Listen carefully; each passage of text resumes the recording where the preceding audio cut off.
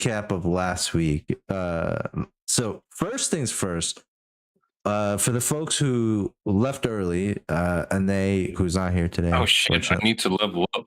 And oh, damn it, Jacob! You only had a week to do it, Jacob. But then you don't. also, Yeah, but I forgot. Minus 2,000 experience. My mind was on other things, like the fucking funeral. That's right. Have you no shame using your grandmother's death like this for just justification for D&D? Ah, man, I used my absolutely not. She would have wanted me to do it. I used my uncle's death to like get a delay by half a month on an assignment. Man, I would have done it again. Well, I mean, if it's what your relative would probably want. Yeah. One last gift for you. So Jacob, you've been just listening to us for like an hour, just talking about shit, and you were on Roll20. Were you just like zoning out? Well, I mean, I drew this nice stall for. It fucking draws so much that stuff that you guys can't see. That I'm just like, what is he doing? Like there's times where I hide the background image, and then I see all this stuff pop up, and I'm like, Jesus, dude, like this guy. There is one smiley for every session I've had. There's so much shit. And I'm like, and then I don't feel bad at all erasing all of it. No, you can't do that. The smiley faces I left, but your doodles on the other battle map I've deleted. No. And it's like you try to use the same color exactly as like the fucking map itself, and then like you don't see it. I take a screenshot and I find the exact hex value. Oh my god, that's crazy. I like that. But you have. You're a disturbed man. You have to admit that commitment is something else. It is. I mean, I don't think I've seen all of them. That's when I realized this is a crazy man that I'm dealing with. He's okay with missing 5 out of 10 shots as long as 5 of the other ones might be seen. And I admire it. Well, and he also Jacob probably doesn't care if it goes unnoticed. But when I do notice them, I'm just like, I think I know who did this. Now, if you guys would be scared right now if I would to, whatchamacallit, hide this map. There are so many. It would be a showcase into the mind of a deranged I don't know why. Like you guys can't see. Kind of like Lovecraft, like looking at the void. I've done this for several campaigns, but we've never actually done the smileys game afterwards. That is true. All right, we'll do that upcoming soon.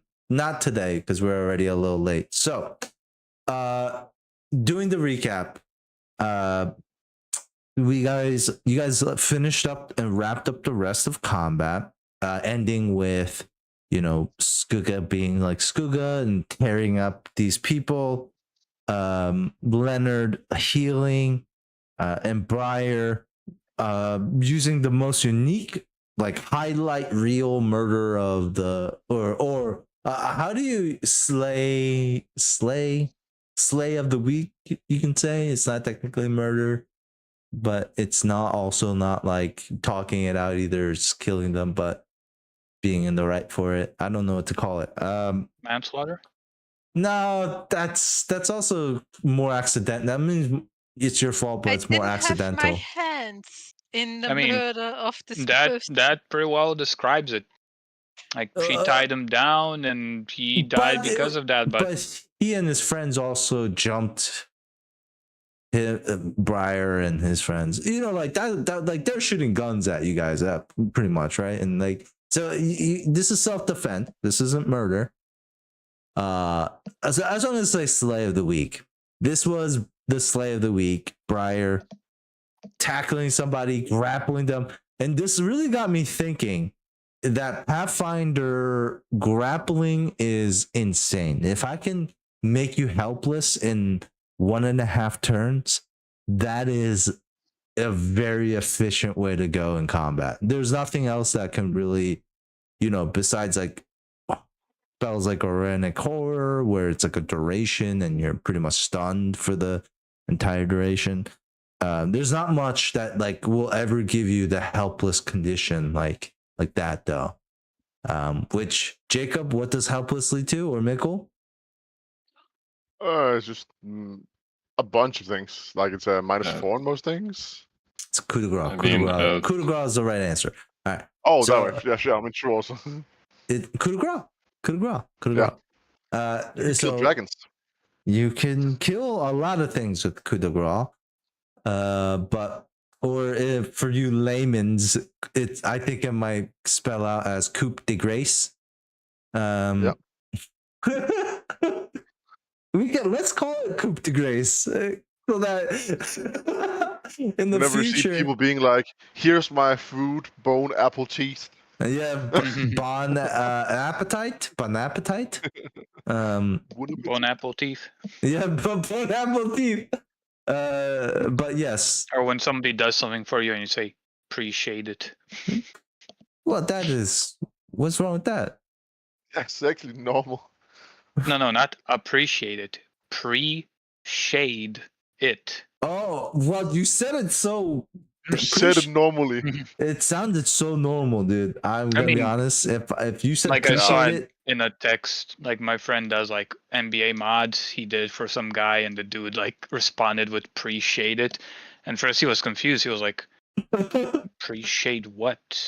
Like I already shaded. What do you mean pre-shade it? Pre what? He's appreciate it. All right. He was so frustrated. That's a good one. All right. So, you guys, so Briar ends up killing this or tying this bugbear down on the ground, and then Stampede comes and runs over him, killing him. Lilian. In a pretty, very brutal fashion, I would say. That was a really awesome move. Like, yeah, like it played out so great. And then after this combat, you guys kind of Nox almost dying in that combat. That was bad. Aaron as well almost falling to a lethal. Close. I could have taken another hit. Yeah, okay. You could have taken another hit to just die completely. Like, like not even saved. Like you just look new character. So that was risky. Let's tell you that. But thanks to Briar's, oh man, amazing. I like playing with fire. I like to feel alive. Well, then why did you call out the Organic Horror? Every fucking every time that guy tried to go, Jacob, you were like, oh, and then if you wanted to take a risk for it, we should have went at it. All right. Anyways, moving on. I feel like I did take a risk. You did not take any hits from that pig after it got hit with the running part. It's such a high will save. I did survive the hit that would have been. But no. See, if you got hit with that, you would have had 1 HP left. You would be fucked. What would you do? You can't make any attacks, or you're knocking yourself out. No, I pass out. You would knock yourself up and pass. Oh! You would just like go back to the. I just fucking pass out. That's so funny. After that hit, knocks you get back up, and then you look around, and then you're just like, and just like fall over, on command. All right, so, you guys go and do that. Finish up the battle. Something we kind of retconned and added into it was after the battle's finished, you guys are like cleaning yourselves up. A knoll, like a pig explodes, and in that pig there's a knoll who's like frantic, tells Muna that you guys are going the right way, points towards the forest, and then blows up his head. His head blows up.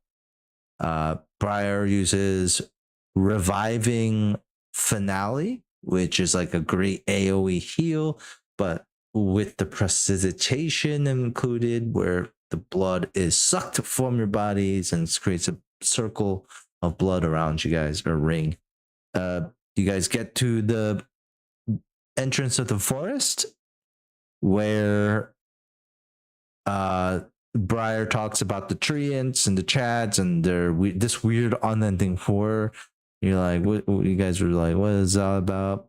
And it, quite frankly, it does not seem like it's real. Right? Like, I mean, there was no proof. But I guess Briar does take out the quarterstaff that makes Briar look more masculine, which is interesting. There's not much magics that like do that, but you know, and you guys head into the forest. Afterwards, as you're following the path from a amazing survival check from Leonard, who's I think in the past also guided the group in the jungle like stuff, right? Like Leonard, Yep. you specifically did this because no one else in the party had these skills, so you like ranked them up, right? Something like that. Pretty much, yeah. Yep. What? Pretty much, yeah. Yeah. Because I remember when we first started, no one had this, and all of a sudden Leonard was like some sort of sailing survival check guru. I'm like, how the fuck did this motherfucker go from new sailor to like +10 in sailing? And then like you guys had no idea with survival, and then like all of a sudden Leonard has like a +10. Like it means that, you know, you allocated some of Leonard's raw power into these abilities to help the team. And here we are. Nat 20 on that survival check. Gets to the forest, sees the path that's been cleared out already. And without any interruptions, gets to the logging camp of the Chads, which are like the same looking guy or similar looking guy, all lumberjacks. They have a red, and they fly the flag of the Red Sails Trading Company in this logging camp. Briar and Nox turn into fox forms. Nox struggling a bit at the first, but gets it spectacularly. I'm also very proud of us that during the game nobody made the joke. What does the fox say? Oh yes, no one did say what did the fox say throughout that whole thing. You're right. It's also an indication of how old we are, because I don't think kids nowadays know what that is. Like I think that's why it doesn't show up anymore. And for quite frankly, let's be honest, that stuff is annoying if it goes on for too long. Yeah. Wait, Jacob is the youngest among us. Do you know that? No, What he does knows fox say? Of course I what. know that. I'm talking about kids. Jacob is a full-grown ass man. Like, you know, No. I am a child. No, he is Yeah, not. still I'm wearing just like diapers. John Corey. I am just a child. Don't worry No, about it. you are not just a child. And so, No, what do you mean I'm bald and have a beard? No, I'm just a child. can you imagine Yeah. Jacob being in school? Like, what do you mean? I am just but a child, my teacher. She's like, sir, Yep. get the fuck out of this classroom. But why? All right. Anyways, I will call my mother. Briar turning into this beautiful, elegant snow fox, albeit inside of like a green forest. And then Nox being like a regular fox in this forest, like a brown fox. It's just so the difference of experience as Briar smoothly, stealthily is able to navigate without these chads seeing them. But you have, Nox walking in 2 feet in fox form. I think rolling a natural 1 or just as low as that. Yeah. And that one. And Chad's immediately discovering this two-legged fox or bipedaling fox. Then they call it out, but they don't do anything. They're just talking about foxes here. And Briar comes back, reports, it's the Chads. We need to get the fuck out of here. And so you guys just decide to breeze on past through the camp, through the path. And yeah, that's pretty much it. That's cute little Knox right there. And so you guys breathe through the path, talk to some of the Chads.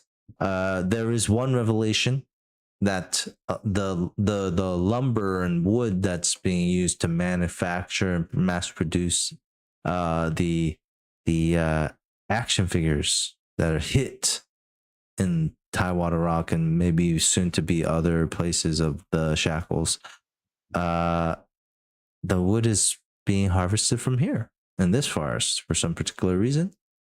And you guys are like, yeah, thanks. And then let's continue on. I think Aaron, this was an opportunity. I think Aaron was like, we'll address this later, but I'm thinking now, like, yeah, I don't know. Maybe it's because Aaron didn't know. Like, did Leonard show Aaron the action figure or tell him during that session? I don't think so, right? Nope, they did No. not. Leonard, I mean Dante. Your character didn't tell Aaron, right? About the figurine? Was Anna still here when that happened? Or did... For sure. She did say something about like, oh, we're gonna have to talk after or something. But I don't know. Like, because I might have just forgot. It was specifically given to Leonard. So make sure you remember that maybe Aaron might want to know about this. This is potentially where the action figures and stuff from the where the wood is coming from. Yeah, I think I just forgot.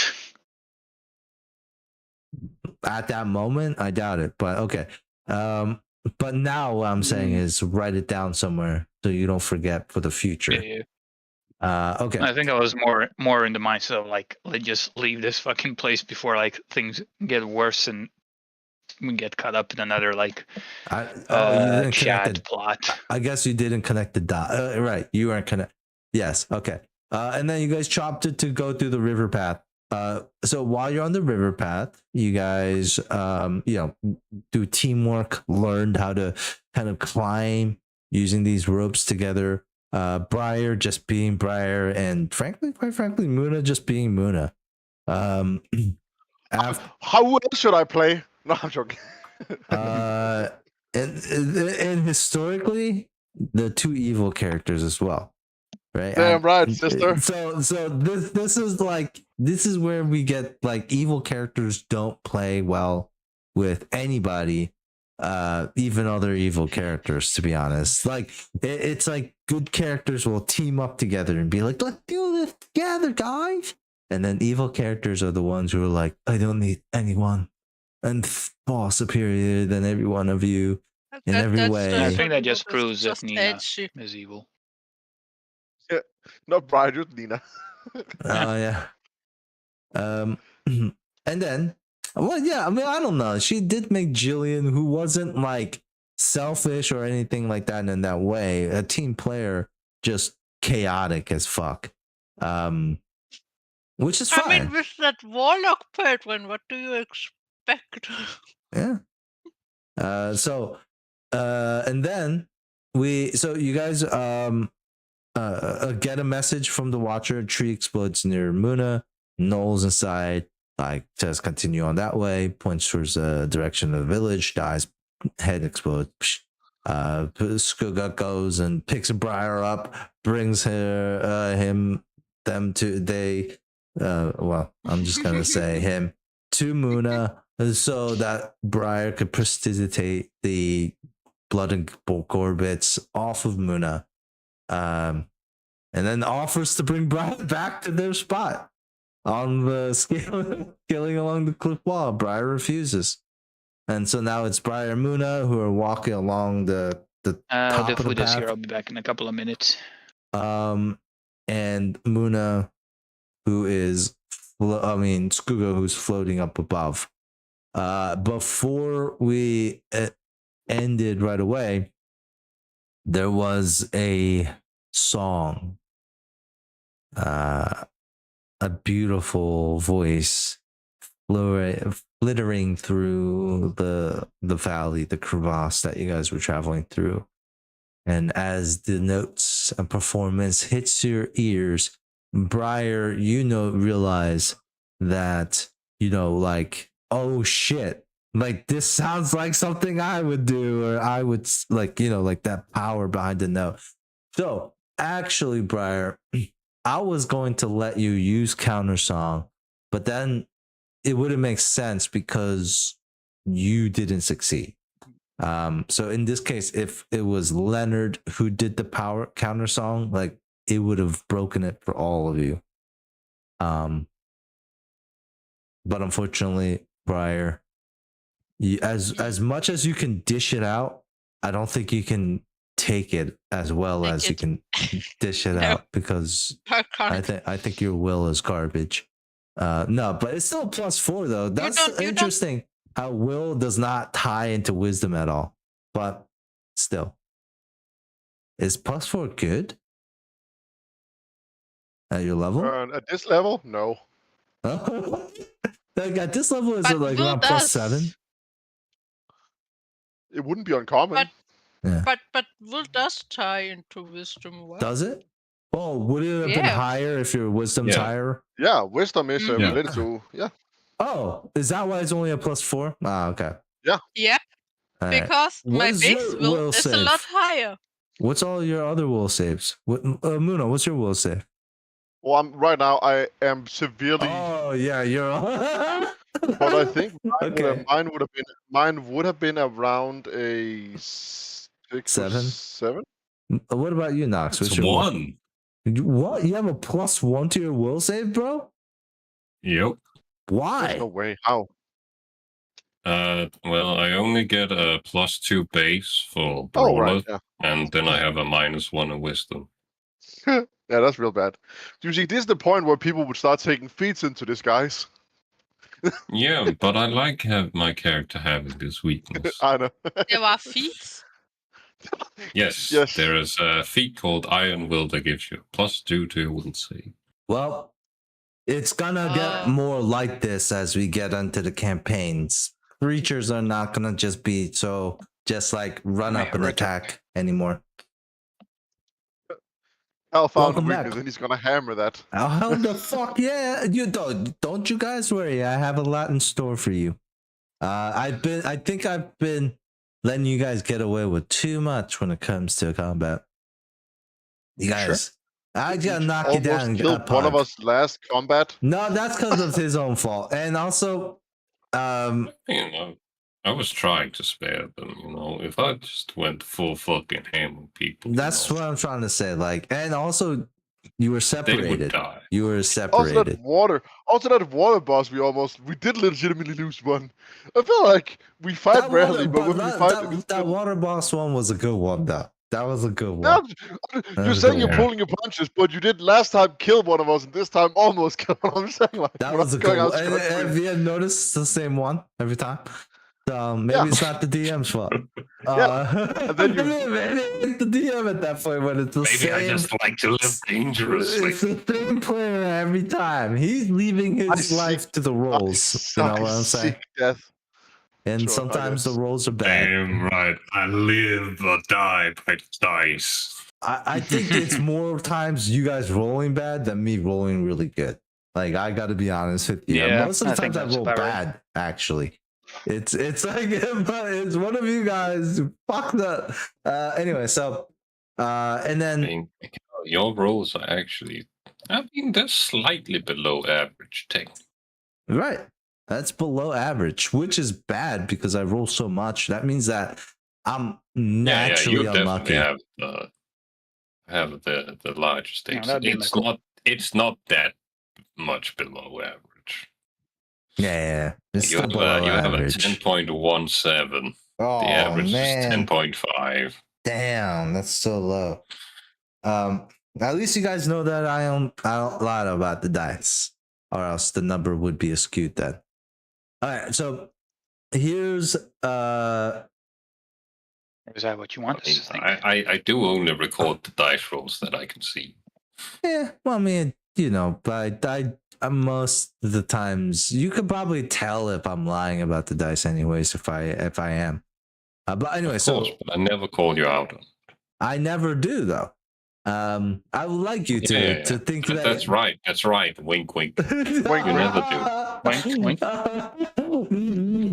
There are never times where I like say, "Oh, critical!" Like I don't want to act in that way. You know what I mean? Like, there is no one bossing say. there's never what? What'd you say? There's no war in bossing say. Oh, there's no war in bossing. Yeah. Dude, I swear to God, I don't have time to pretend like, oh, critical hit. The guy gets a critical on you. Like I don't never do that. Wouldn't that save Yeah. time ultimately? It would, but then what's the point? Then everything should just be like I do this or I do that. There are times where I add penalties or advantages and disadvantages that I don't say out loud. I will say that. And I don't say it out loud because if it's ever against you guys, like you guys do not benefit from it, you gotta argue against it. So I'm like, sometimes I'm just like, this happens. I don't care. And so and then once I reveal it, you guys argue about it anyways. And most times I would say 50-50. You know, I definitely, you guys are more inclined to be right most times. However, so thank you for being patient with some shenanigans. It doesn't matter if we're right. You're here. But anyways, okay, so you guys hear You the can bend the song. rules as much as you like, baby. You guys hear the song of the sirens, and all besides Leonard are under the effects of charm, and you guys all start rushing towards the sound. Now I gave Didn't Leonard someone roll really low? Aaron fucking like Net orgasmed wanted. and then yeah, Aaron like is just floating like those cartoon characters that float by smell, by the sense of smell. He's just floating. Oh, yeah. Cartoon characters. Yeah. He's floating towards Tom the and Jerry. village, Looney but you Tunes. know this music, the siren song, is coming from the village up ahead. And Leonard, you also were the only one to survive or not get charmed by the Rosaka actually in Hell the yeah. past. With also, I think Aaron was like not failing that because like he was the center of the love of the Rosaka. We have so much history, guys. And somehow the dice telling the story like they do, Leonard, you have succeeded again, and this is like deja vu. You hear the song, right? I've just been to space before. What? I forget how it goes. Something about space before. Deja vu. Yeah. You've seen this I haven't image. been in this place before. Yes, that one. And your party members start to run. Like Aaron is sprinting. Nox is also kind of jogging at a good pace. Muna and Skugo start to fly towards the village. Briar is making their way.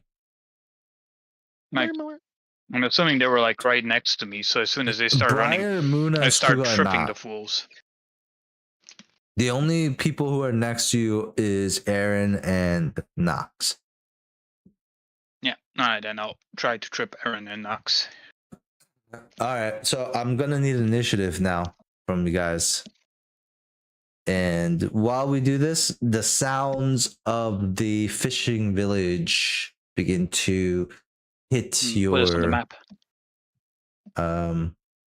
No map necessary for this one. You don't need to. Alright. the sounds of the village begins to play throughout your ears. It begins to play in your ears, yo. All right. Well, play my mouth.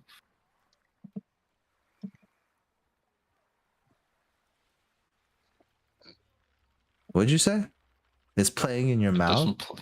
It doesn't play in my mouth? What is this? Yeah, it I doesn't. usually listen with my tongue.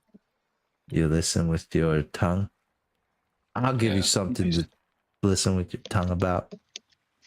Oh, will you now? Yeah. Bow, bow, bow, bow, bow. Wow, chicka, Okay. wow, wow. Oh yeah. That was good. That was a good one there. It is a soundboard, so. Yeah. I'm just saying, that was good. High quality bump. Wow, bow. All Oh, right, guys, so I just got my food. What do I need to do? Initiative? initiative. No, yes. No. Sorry. Aaron. Aaron needs to do initiative. Okay. Oh, I will do it. Yes, please. So Leonard, you see Knox and Aaron begin to take off. But you're like the siren song hits, like, and your eyes dilate as you're like, oh shit. You know that in that first split second you're like I would have already. You're looking and you're sharp, right? You're perceptive. You're like both Knox and Aaron are already under the effect.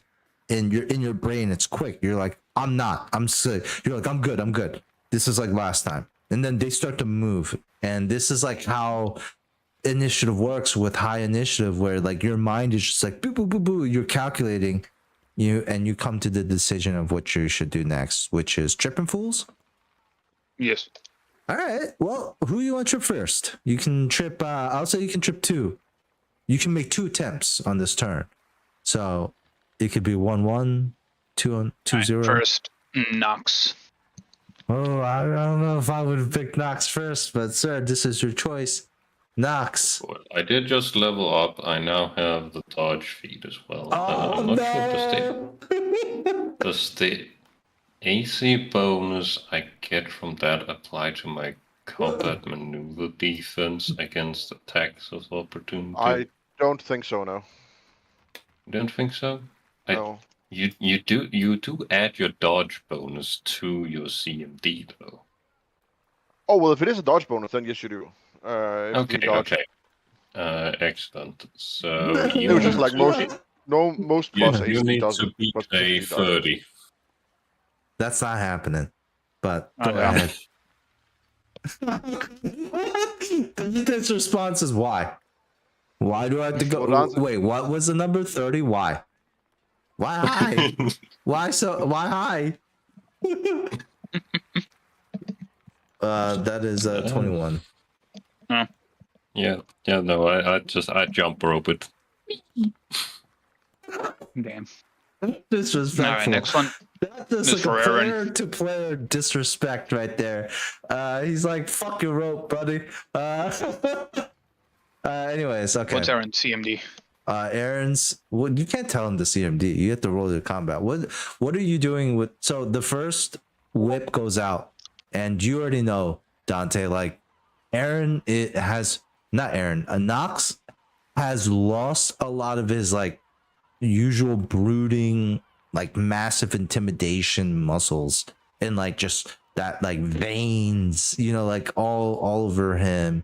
In this new form, she is much more nimble, and the muscles aren't as large, but they're defined and cut.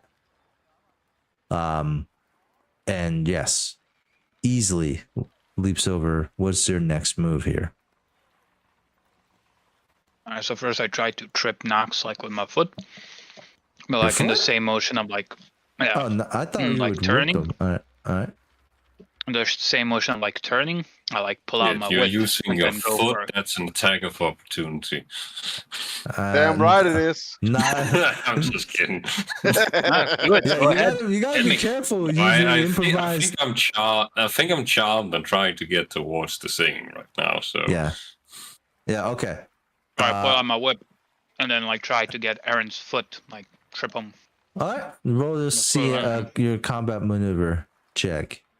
27. Damn, that could have almost beat the 30 too if you had the cookies. don't you have could've. like the improved trip thing? I already added the Yeah. Oh, okay. Yeah, he's That plus, hits. he has a His plus 10. CMD is 23. Aaron, like, so Leonard, you like do like this crouching like leg spinning kick.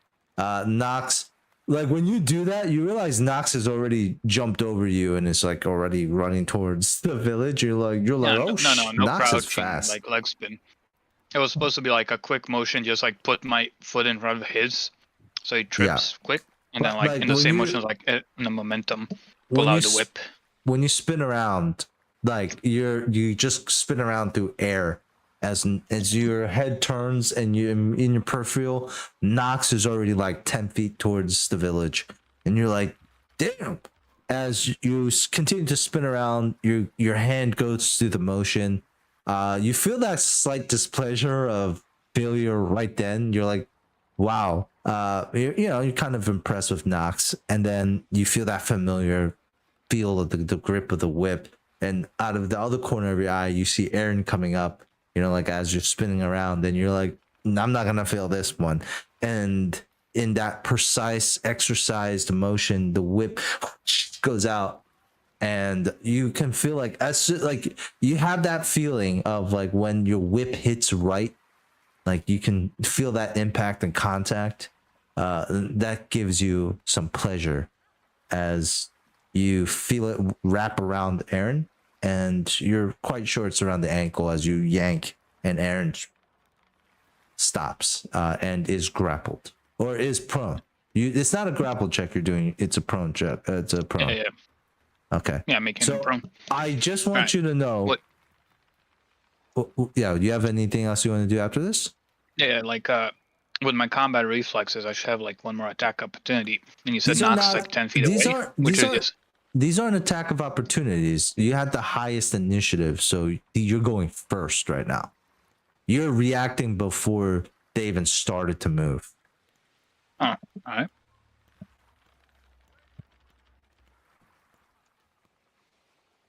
All right, then. Never mind.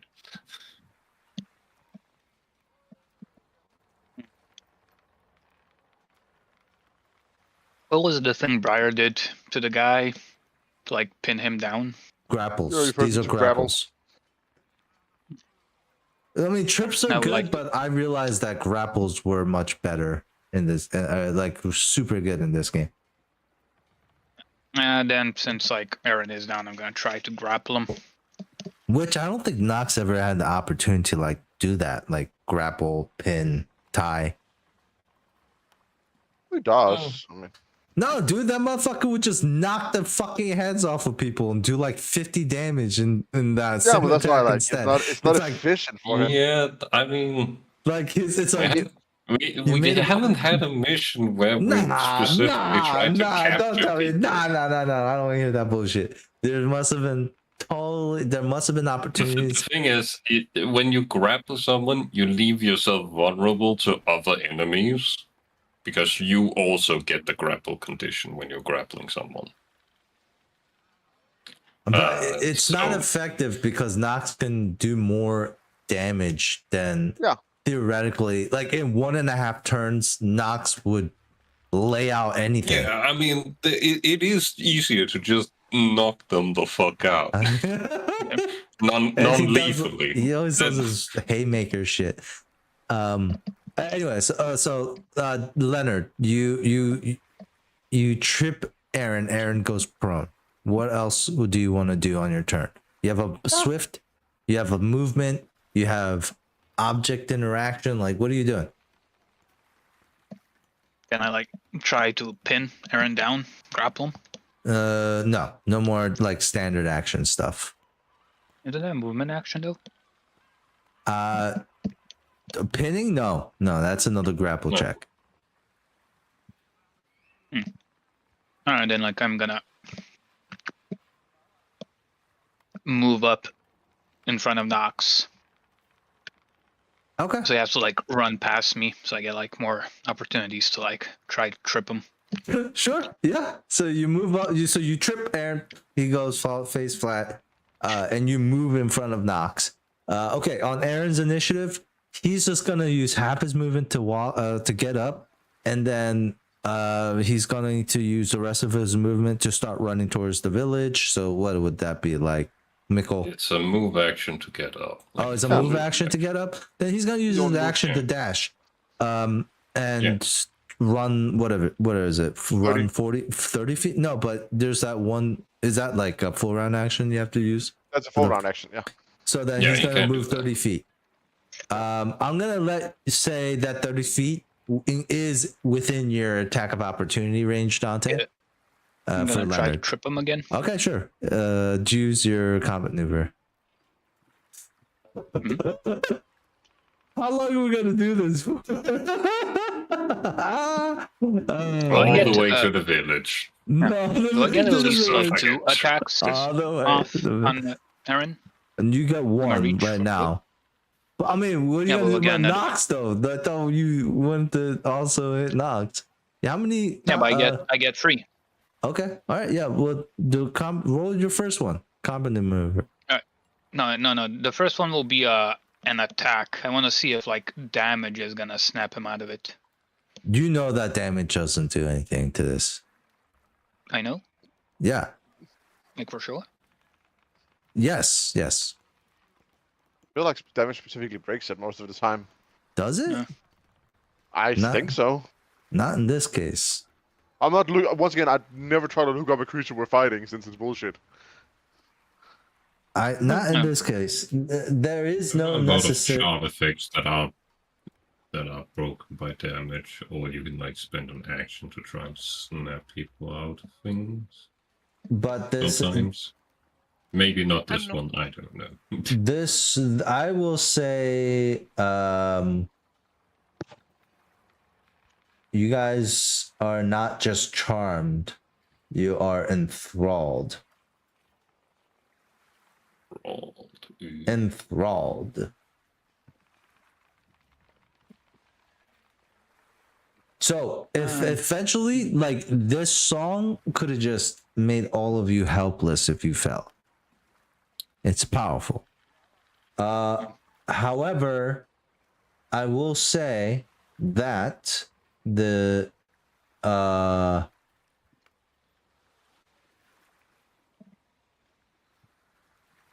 yes. Yeah. You will get second saving you will get to save if you do take damage. Alright, then I'm gonna try to whip Aaron. Like a true Okay. taskmaster. Get back to your senses. Okay, go ahead, roll attack roll for Aaron. How dare you disobey my orders? 24. 24 will probably hit, I do believe, right? Yeah. Aaron takes 5 slashing damage. In this case, 7, but it's not lethal because I'm not doing like the holy weapon. Okay, 7 slashing damage. Still discounted from the HP, please, Mikkel. And then roll me a will save. Should actually add it to the non-lethal counter. Yeah, okay, non-lethal counter, sure. I don't know your character sheets that well. And roll me a will save for Aaron too. What else? So Aaron is going to ignore this attack and continue to run past you, unless he saves, 16. which he does not. So Leonard, a sight glaze like a tear in his armor, on Aaron's armor, as he gets hit, and he looks at you, Leonard, like, Leonard, what the fuck? As he runs past you. All right, man. Yeah. Save. What else do you 2 do? for Nox? No, this is Aaron's turn. I'm just wondering, should I do like another attack on him or save 2 attacks That's for what I'm Nox? saying. Are you going to make another attack of opportunity or not, or do I go into Nox? You know what? No, like Okay. yeah. Nox. If any was here, I probably would. But like, since she's not here, like she's not role playing Aaron, I'm gonna do Nox. Nox, you start Giggity. running after the charm effect. How mindless am I in this state? Like, Would I be conscious enough to make the appropriate acrobatics check to avoid attack? Oh, hell yeah. You're not like you just heard like Aaron's like talk to Leonard saying like, yo, what the fuck? Like he like Leonard Aaron was like, what the fuck, Leonard? As he's like running past, like, you know, like, so he's not happy about what just happened. Yeah, in that case I would just I can't do a run action because Leonard's standing in front of me. So I don't have direct line of sight. But I will just do a double move with acrobatics to try and avoid attacks of opportunity. Okay, double move is how many feet? That would be 8 feet. 80 feet. All right. So describe to us how you just get around Leonard, who's standing in front of you, and you just like run very far with acrobatics. So I see Leonard whipping Aaron over there, and I can see like retracting the whip.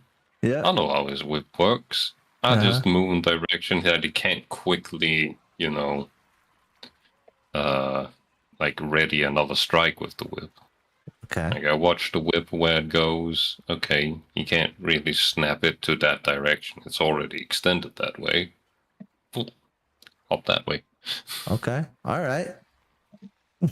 Like, so as your whip extends towards Aaron, you know, Nox uses that opportunity to slip past the whip and starts running. Can you hit a 31 with your attacks? No, this is just a check against his combat maneuver defense. If I make it, then he...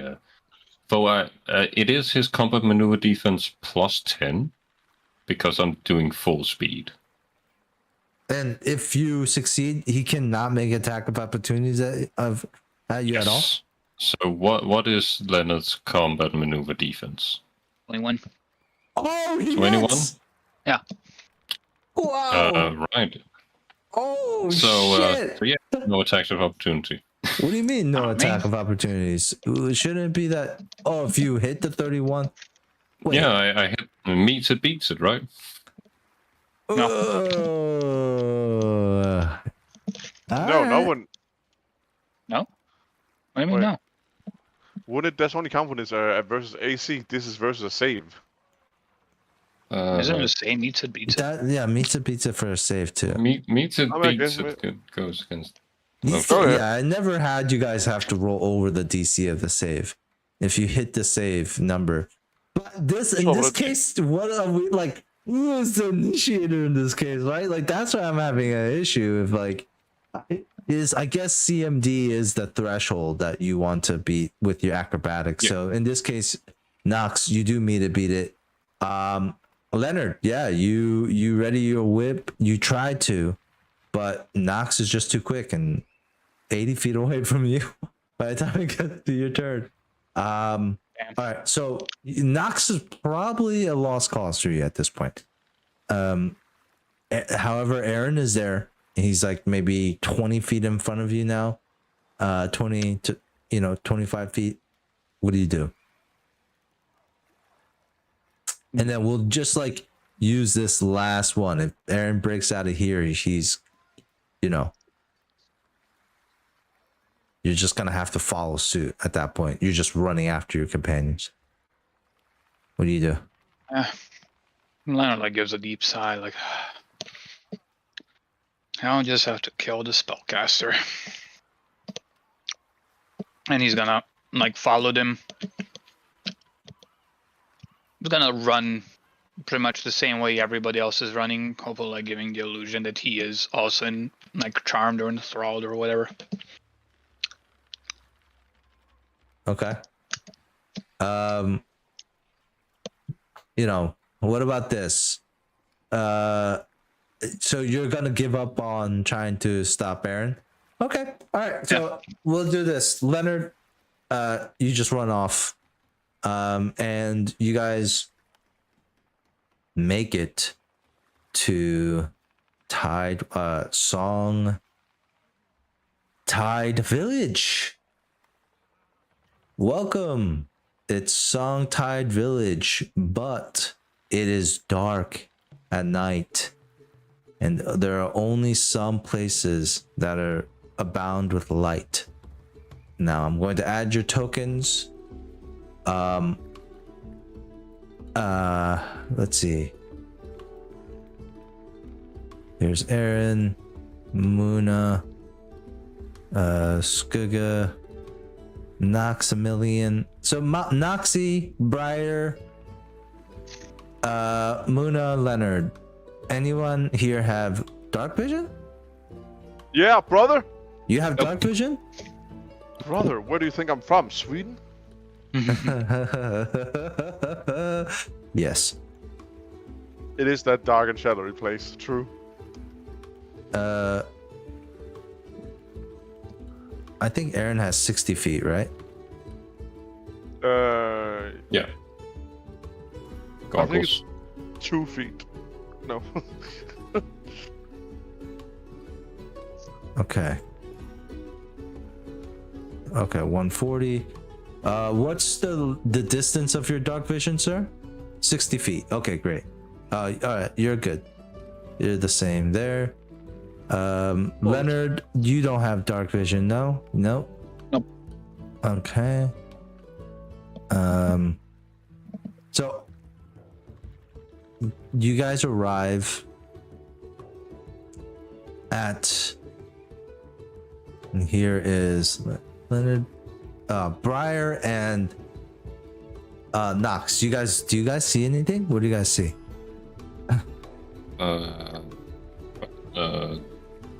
If I just look from Nox's view.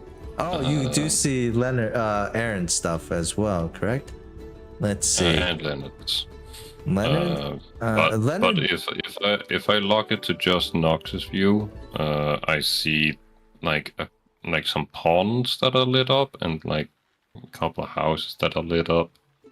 Alright. But otherwise, darkness. It seems to be working as intended. Okay, and now you only see through Nox's point of view, correct?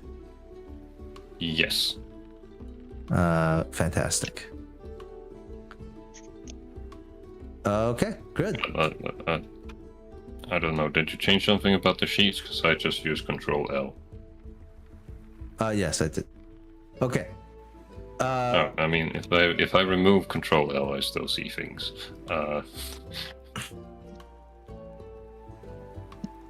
Well, maybe it needs to, be Maybe I'll just refreshed. Control L. Yeah. It will refresh, and then you're not gonna have that.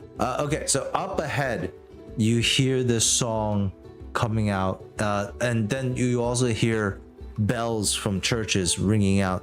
Ding, boom, ding, ding. You also hear the sounds of people singing and dancing. Guitars and like fires are lit up all around the village of Songtide. Even in your charmed condition, you are still able to like conceptualize and use your own individual thought. You see in the distance there are giant fumes of steam, what seems to be steam, like just spewing from something in the distance, this like glowing like crystalline like figure, like shapes in the distance. There's just a ton of the fumes that's like rising into the air from the lakes and the ponds that you're seeing, and other areas. To the right, you also see like the shoreline.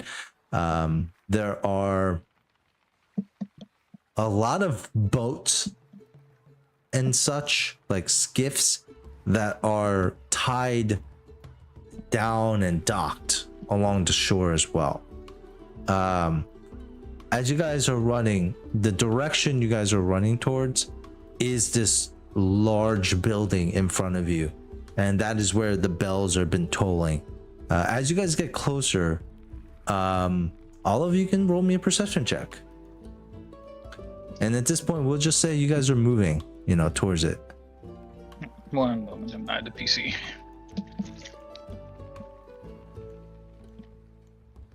Welcome to Songtide Village, y'all. Ooh, let's see. Muna What's- is thinking to himself, I fucking hate this island. Why? There's the big bad in the city, there's the big bad somewhere else, and now we're getting mind controlled on the way. I mean this island. Yeah, like this whole island.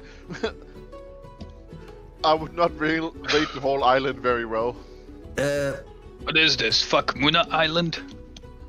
So I mean, yeah. Do I get As a you guys- disadvantage because I have no dark vision? Yes. Do I get Oh, advantage sure. because I have dark vision? No. Should I also roll at disadvantage despite rolling a nat one?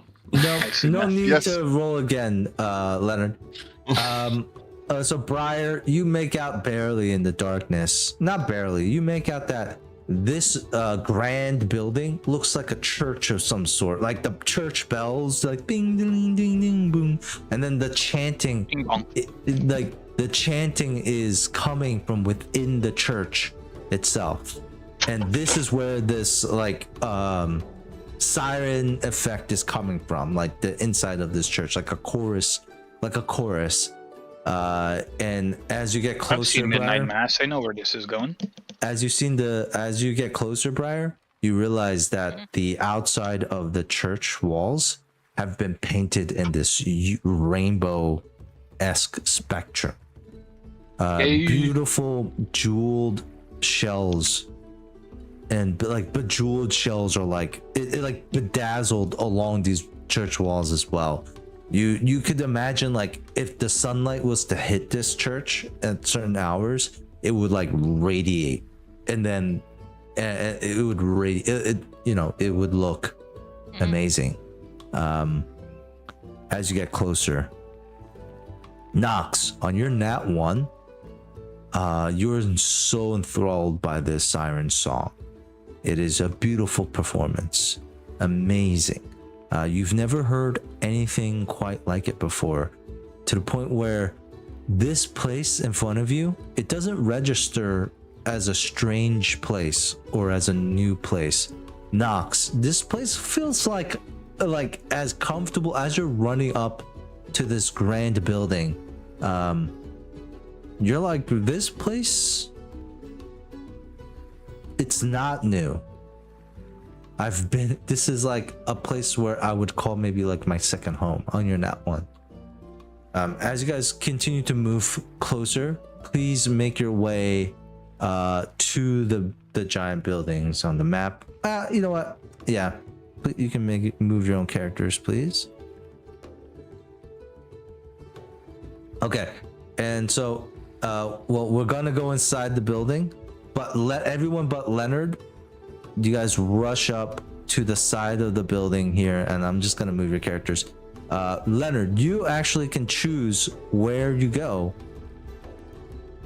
Where do you go? I'm gonna like be part of the herd, so I'm just like following with the others. Okay.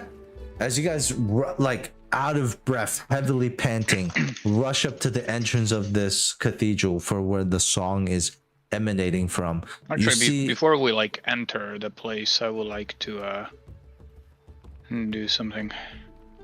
what? Let me just see, do I have any? I have one more. So I'm gonna use my last fervor to do a AoE heal. Okay. Nice. How much heal are we doing? What's the range to? 30 feet. Okay, we'll say like you guys gather up. You know, like you guys aren't mind controlled to the fact where like you just like are zombies running towards it. But you're approaching this place as a group. Poor roll. And sorry about that. You guys heal 8 though all together. Did anyone need healing, by the way, besides Leonard? Yeah. Yes. Okay. Yes. I with that healing, I am still below half. Oh shit. Okay. Well, that's good. Take a cookie for that, Leonard. As you guys reach near the entrance, you see a couple of what seems to be humans, like in these like rainbow colored gowns that look pretty fashionable. Like they're cut off at the stomach, and so you see like belly buttons that are pierced. And tattoos running along their like sleeveless like top part. It's like a tank top dress garment. There's some hippie shit. It is with like swirling colors of all sorts. And this, one of the human, they're both females. One of them looks up at you, and as they see you guys like walking towards you, they notice something, and one of them is gonna say, "Oh, wait, please," and takes out these little like wax tablets. They look circular and they look like snot colored, like light lime green. And these women begin to approach you and says, please stop. And they begin to like start to put this wax stuff in your mouths. What do you guys do? I'm enthralled, right? So I'm not doing anything. Also, I forgot this, but Owlbear has been traveling with you guys this whole time as well, in case you guys didn't remember. He was always there. He was always there this whole time. He was here the whole time! Yeah, Did he also do the wisdom save? Yeah, he did all of that. He failed all of that. Do you not remember how much he helped out when the bugbears attacked? Yeah, he was a great help. I would have died without him. You would have died without Knox. I mean, you would have died without Owlbear. Owlbear was there the whole way through. At no point did I forget that. He was part of your crew. Holy crap! On a side note, for the first time eating like pistachio, like cream pancakes or whatever, and they're amazing. All right, cool. Good shit. Okay. So anyway, so you guys are got all healed up, and these women are trying to put these wax tabs in your mouths. Do you guys let them? I'm enthralled. I don't think I'm. Well, I don't think I can resist, right? Like, what is the definition of enthralled? You're enthralled, but you're not mindless. The definition of enthralled would be you just have the attention. Like, so like the intention here is come to me. That's the captivation part. Like, you're just going in a non-dangerous path. You're just walking into a village, and in your minds you're just curious. It's more about like, I'm so curious on what, like, who's performing this, or I want to hear this, or I want to know where the song is originating from. That's what you guys are influenced. You're not like, oh, let me follow the sound. No, you get what I'm saying? Like, it's more subtle. Yeah, so Okay. So you're asking you probably would ask a question like, hey, what are you doing, if somebody's trying to put something in your mouth? Sure. If I can't talk, I'll be like, yeah, what, why? And one of the ladies is like, oh, you must, oh, the siren song, it's going to influence you too much. These tablets are going to help you reduce and give you immunity to such conditions here. That's Songtide. Please hurry. As she But I want to listen to the song. You will still find it mesmerizing, I guarantee it. This is important for your own safety and the safety of our performers. You will not be allowed to enter until you take this. All right, everybody. Captain's orders. Take it. Then we're gonna go listen to her. And do you take it, Leonard? Yes. You guys all watch as Leonard puts the wax tablet in his mouth, it dissolves immediately, Leonard. It leaves the taste of brine. It leaves the taste of brine and seawater. But all of you notice like some sort of seaweed like hairs begin to grow like near the outside of Leonard's ear, slightly turning his ears greenish. But the sound that you hear, like the world again, and like before, it almost feels like oh, Leonard, you didn't even suffer this, so nothing really much changes. The song loses its magical like connotations though for you. Yeah, but maybe Leonard is out to ruin this performance. He is the fun police. That is a sense motive of -2. Tell me what the fuck you guys are doing. I take it, fuck it. All right, Yeah, I mean, if I can't go see the performance without it, I'll take it. I want Brian, to see the performance. Aaron's gonna take No, it too. Leonard said yeah, captain's yeah, orders, so so it's Brad okay. doesn't take it. Yeah, out of spite. Yeah. Throws it out. I'm just here like, can I perform with them? I can perform too. The one of the females looks at you. That's brilliant. Of course you can but of course you have to take the wax tablet to even come inside, and you won't be able to perform in here because this is not a place naturally for us to just let outsiders come and perform. But there are many areas here in Songtai that allow you to express your artistic side. That's enough. I would take it. Okay, all of you take it. The wax melts and dissolves immediately, leaving that brine seawater taste. And you all like look at each other as like these little seaweed hairs, really thin, wide seaweed hairs grow around your ears. The song, like it almost feels like you know, like the song was like muffled, but then as the muffledness goes away and your ears sharpen and your conscious becomes a little bit more like sharp as well and aware, you begin to hear the song and the performance, and then the two women open the doors for you guys inside the cathedral. And as you guys walk in, you see humans. You see like what seem to be people who just don't fit in here. Like they have armor on, or they have like merchant's gear on, or like caravan gear on, and like they're just in the pews. It looks like a grand church, right? Like pews, benches on either side, like an aisle that goes up, and then there's a stage in the middle, and there's lighting. All these different type of lights that like shine in different like areas at a time. Like think of this like as almost like a concert.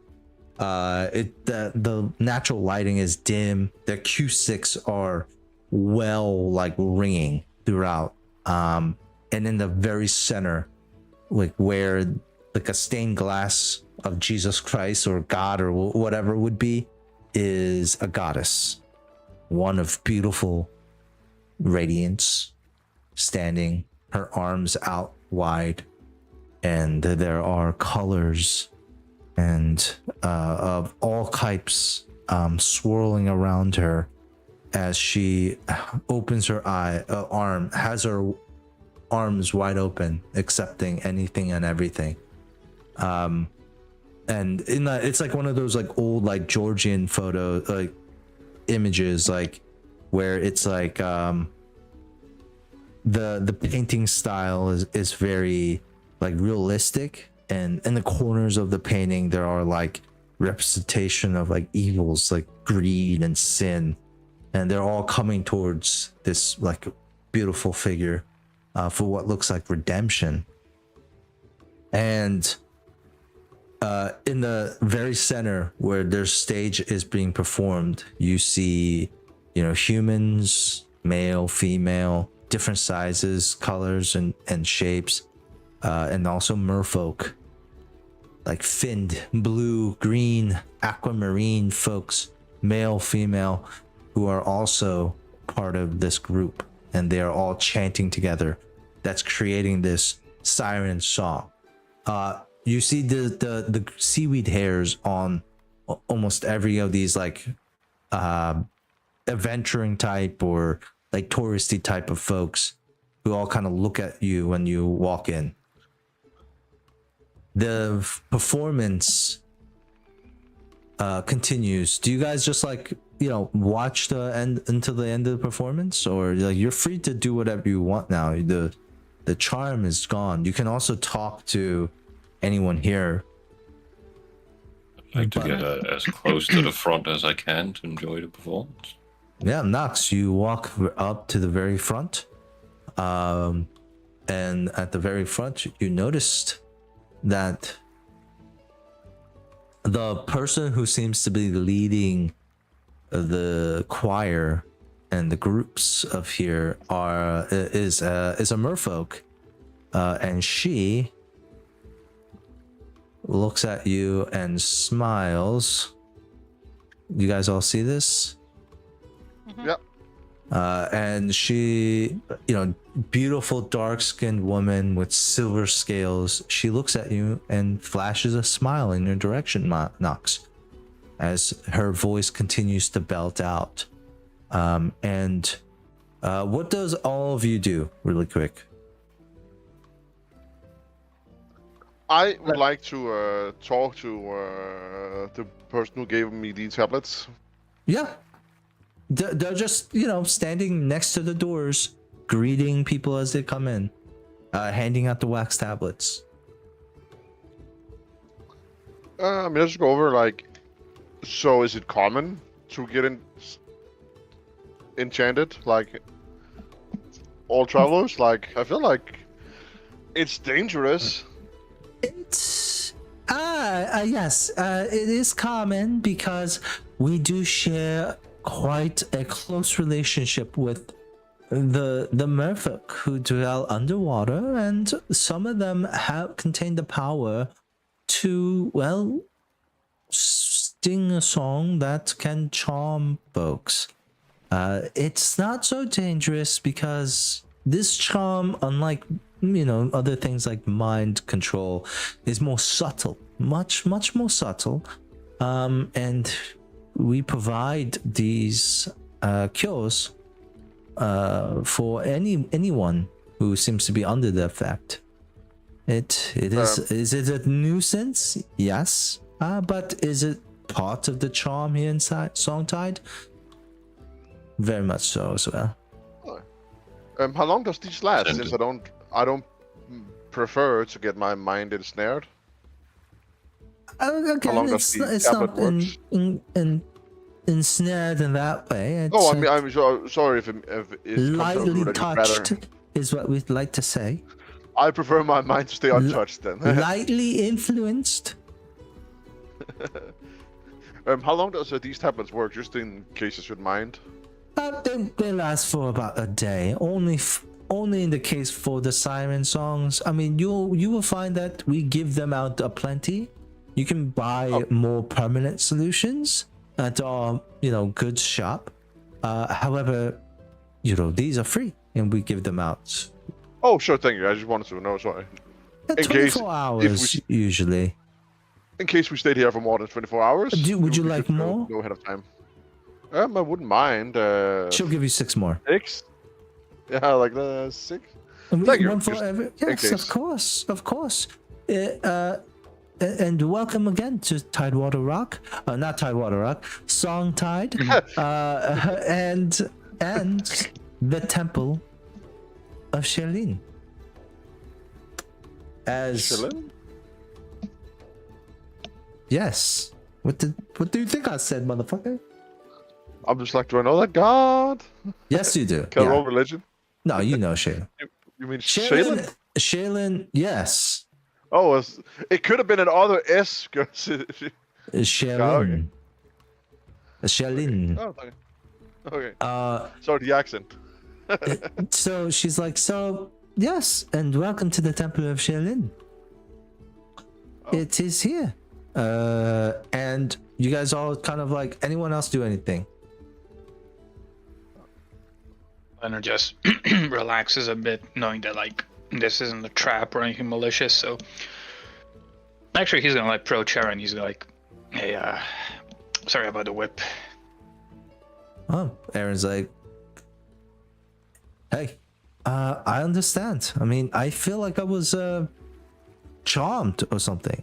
So, thank you. Yeah, it reminded me of the thing that happened a few weeks back. That wasn't pretty. That was rough. That Yeah. was rough. I think I barely survived that. No, I barely not survived that. I think you were fine. No, I remember being like squished to death, being on the brink of death, Well, I remember just lying in the water, wondering will turning death into come me. for me today. Well, People I mean, into that. Muna goes over. Nox didn't survive that. No, okay. we're not talking about the fight so with in the this Shin guy. corner, in the corner of this performance or this choir that's happening, you just see Muna, Aaron, and Leonard arguing each other about the past. Like, no, Yaknath tried to kill me first, bro. Like, no, you God got damn it, wrong. bro, we're not talking about Yaknath, we're talking about goddamn Siren or Yeah, whatever. but the what was Rastasa. for death? Almost dead before that. Nox did survive. Yeah, and then You're like, off topic again. You can't No. just take one part of a fight, being like in the third round of combat, I was more in danger. I'm not talking about the whole goddamn encounter, I'm just talking about the goddamn mermaid. okay, and then Brian, what are you doing? I'm just watching the performance. Like an where? asshole starts to count a song. In the back, in the back, or in the front, in the middle? Do you follow in the Nox? middle. Oh, okay. So I- you I begin to try follow to understand the what they're singing. timing of the playing. Like, if you could replay it. Oh, okay. Roll me a performance, singing or flute check. Here, and this is not for you to actually whip your flute out and play, but to like see if you can understand. I just do a counter song. Yeah. I was about to say, just start a counter song just to be an asshole. 18. 18. On an 18, Briar, now you can feel that there is power in these notes, more than just a charm effect. But it feels like, I guess the best way to say this example is just like, it feels like the difference between somebody praying, in the open, and like it's like dull, hollow words, versus somebody who's praying in a church where it's filled with the spirit. Like everyone's feeling it, and like you're praying out loud, and like that prayer is always going to feel different and more powerful than the one like where you're just like in yourself in your house, like just whispering words. Like this atmosphere, you tingle. The hairs on your like all over your body rise as goosebumps begin to settle down your skin. You feel like Briar, if you were to perform here and do well, like you would be a god in this type of environment. Like this is the stages. These are this, like there are stages here, and this has been what Briar, like the opportunity is in front of you. Your songs will have more impact and more power here than virtually you've ever felt before. The exact counterbalance to when you used your gifts to lure people to their deaths.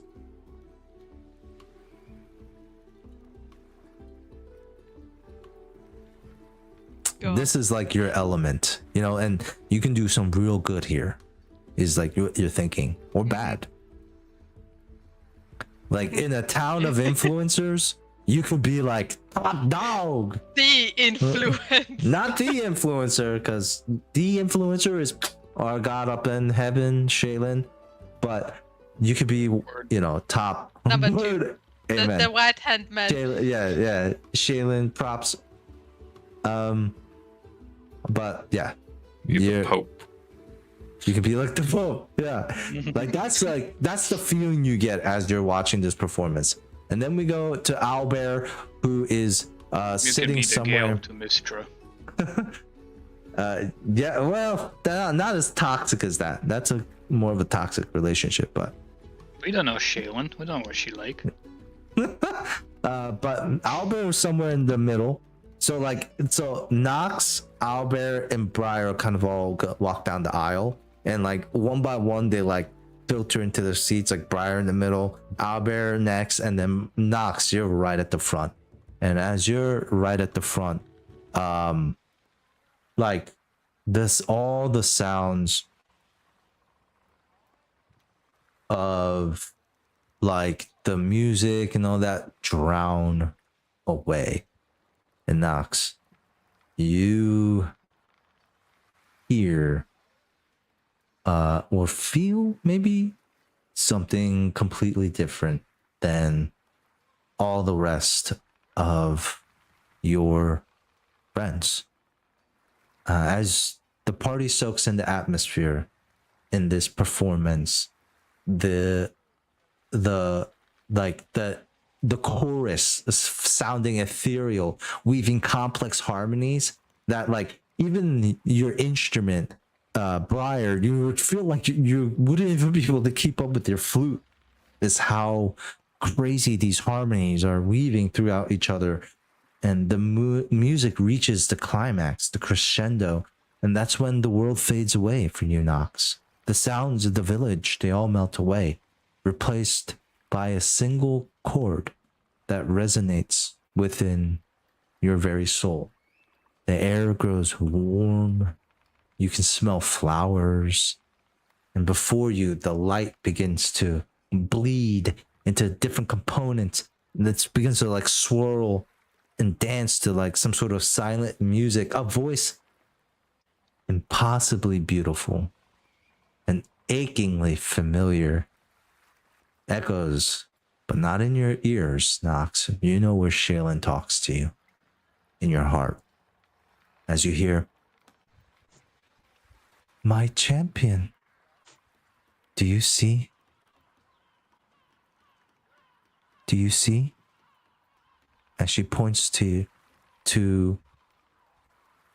the beauty of land, greens of the forest, the browns of dirt, the orange and reds of the sun, the blue and greens of the ocean.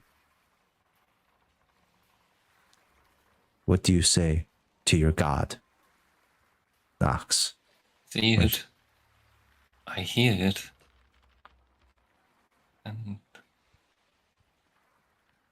I feel at peace here.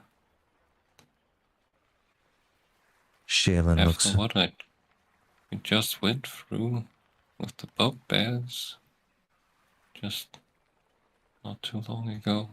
This is nice.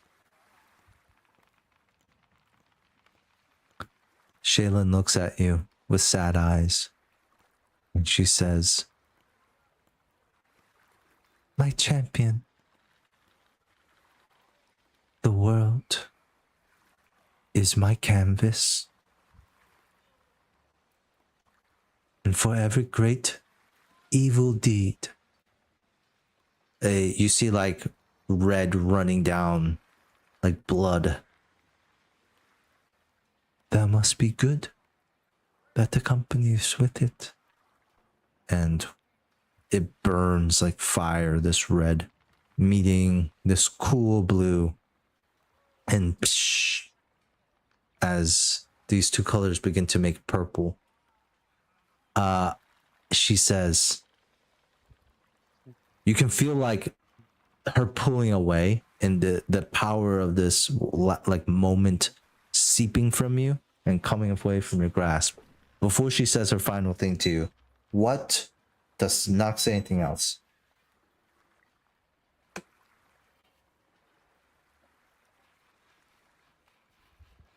Hello? I wish I could make my friends see this as well. She smiles at you and says, "You can.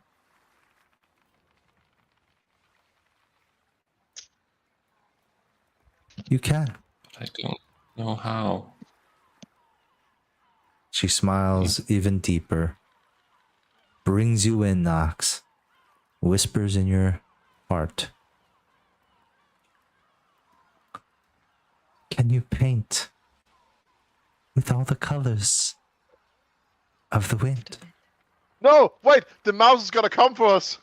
And as she says that, you are flushed back into your body, and Melora, the main mermaid who gave you that look, finishes the last part of her song. Need to paint with all the colors of the wind. You need to paint with all And as she finishes with the last note, you can see the colors still resonating in your mind. And from your chest, Nox, you look down and you see a blue light begin to emerge. Like, for a second, you see the entire rainbow like come out and then just shrink down to the blue. And as the blue pulses with intensity, you can see it shoots out past through the church and into the distance of the somewhere else into the village. And as the last song ends, the last note ends, the lights kind of come back on in this church, and you see people like just sigh. You see a bunch of people sigh with like this cathartic release at the last note. And, you know, a lot of the folks begin to like file out of the church. Melora is at the front signing autographs. And, you know, there's a lot of tourists here for some reason. And Muna sneezes for some goddamn reason. Oh, that was about when people when bad people do stuff. You know, like when people talk about you, achoo, about doing that. My ears are That was when I burning. wrote. Huh? Yeah, exactly. Like, that's what I was going with. When people do bad stuff, too. Yeah. Okay. And so we come back, and the regular songs and silence. I would actually say, Briar, as a semi 1 foot in the door with Shaylin, go ahead and roll me a religion or perception check. I can remind you, you can take 20. Can you? It's a knowledge check. And Briar's a bard. Once a day, a bard can take a 20 I said on any religion knowledge. or perception. I didn't say anything about Yeah, knowledge.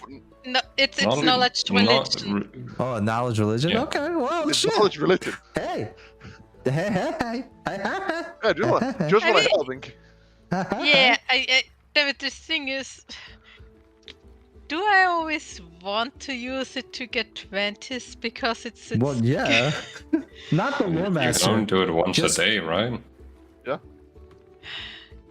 Hey, Oh. if you don't want, you don't have to. I'm just if You in don't case have you to. forgot. Do you have a plus modifier to religion as well? I have a 3 plus 3. Oh, so that would be an automatic 23 every single time. Oh, once per day, yeah. Oh, yeah, in this case, yeah. Oh well, yeah, sure. It's just Briar, take the 20 then. Briar, you see it too. You see, in this bizarre manner, you see the light, that blue light coming out of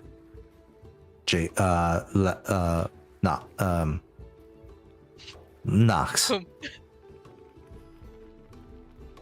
And like going out, projecting out of her chest. And in this like sing-song manner, almost like the scroll kind of vibrating in your pack. You know that you are irrevocably tied to this some way.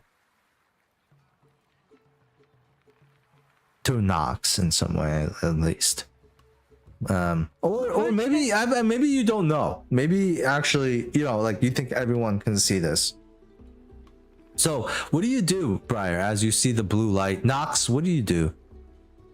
As I'm guessing the rest of you guys all try to like kind of go outside, file outside, and begin to meet outside. Like Briar, Knox, you guys are still in the cathedral, the temple. There's still the chorus folks, some tourists, some fans. What do you guys do?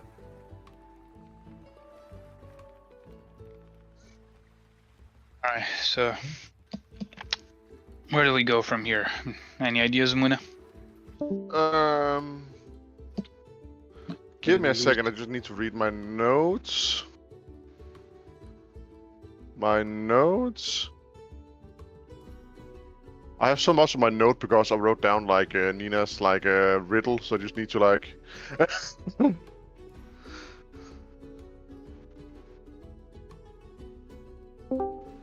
Well, I think from here we need to go into like the crossroads or something like there was a bunch of water waves. Yeah. The Waterways. the general inclination is that the next part might be the river, but this is where the issue is, because the issue here is that this river, and I kind of mentioned this already to you, this river is like it's going to either make this impossible, or as in like this river can go down all the way, or your destination could be like halfway down the river. Like you're just not sure. This part right here where it says the river is probably the most ambiguous and like biggest margin of failure. Yeah, well, I knew I have to go method. inland, so it's not outlands. I mean, yeah, obviously you're not going to go out of the ocean, right? But you're not sure like what you're going to be doing, like how inland, right? Oh, so yeah, well, I do know it's inland towards a dark forest. So I mean, it's gotta be like whatever probably has the most forest is probably the. It's inland, and then from there you're not really quite sure. That's when it starts getting hazy. Oh, so, yeah, I'm just thinking, 'cause, like my clues were, like all these rivers, and then the next picture is, like image of dark forest, and then it was a cave filled with limestone. So at least I know, like, go inlands, and then like whatever direction there's probably a lot of trees is my best guess. So it's either it's inland, and then it's either for you it's the crags or the mountain out at this point. Which crags are like rocky like hilly areas, that cliffy areas. What a mountain! None of those sounds like places there would be a dark forest. Yeah, I don't know about the dark forest part. That's probably where the wild root was part of. So I gave you the 5 visions. It was swine fields after like they came back. It was the swine fields, it was the forest, it was the village, it was the river, and then it splits into either the crags or the mountain, or both possibly. Oh yeah, no, I mean like these were the visions I got, like not the ones that was like transcribed. Yeah, I'm telling you your visions that you got. Yeah, transcribed. Okay. Yeah, well, I tell him. I mean, I'm not entirely sure. It's like inland, so it's one of 2 ways.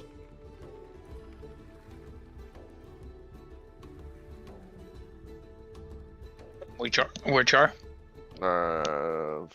From what we gathered, it was either the cracks or maybe the mountains. Or yeah.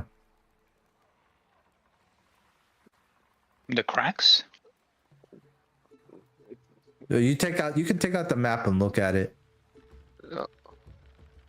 Right. And so there is a dark forest to the north, but I'm gonna say the dark forest is kind of like what you put in to throw them off. But your real vision is either the crags or the mountains. Oh, okay, because like no. Oh, yeah, sure. Yeah. Yeah, we'll just swing it as that. The world has been patched since that was all patch notes. Sure. Oh, yeah, so it's either. Yeah. So I mean, you have to go Are this these the way. cracks? Mm-hmm. And those be the mountains. I guess our best option is chocolate snow cones. Maybe get a boat, a rowboat or something, and go up the river. Yeah, maybe another fucking gnoll will appear and heads will explode and give us more precise information. Did I mention? Oh yeah, I mentioned that. Like while you guys were climbing, another one fucking appeared out of a tree and also messed me up. I really wish that this watcher were more like called the cleaner, because this is getting disgusting. Also, kind of a waste of life. I mean, those poor gnolls. I don't think they're real, since I don't think a gnoll was hiding inside of a tree. I mean, maybe, but like the first one way back. Oh, like that was a waste of life. But if since then, I mean, it could be some sick, messed up version of teleportation. But at that point, it could also just be a sick version of summoning. It's sick conjuration nonetheless, and I have no plan of learning this. Sick type of conjure. I know my conjuration, and that's messed up. I don't know why you have to conjure stuff inside other stuff. It's terrible, but it's also very powerful. Oh. Think about it. Yeah.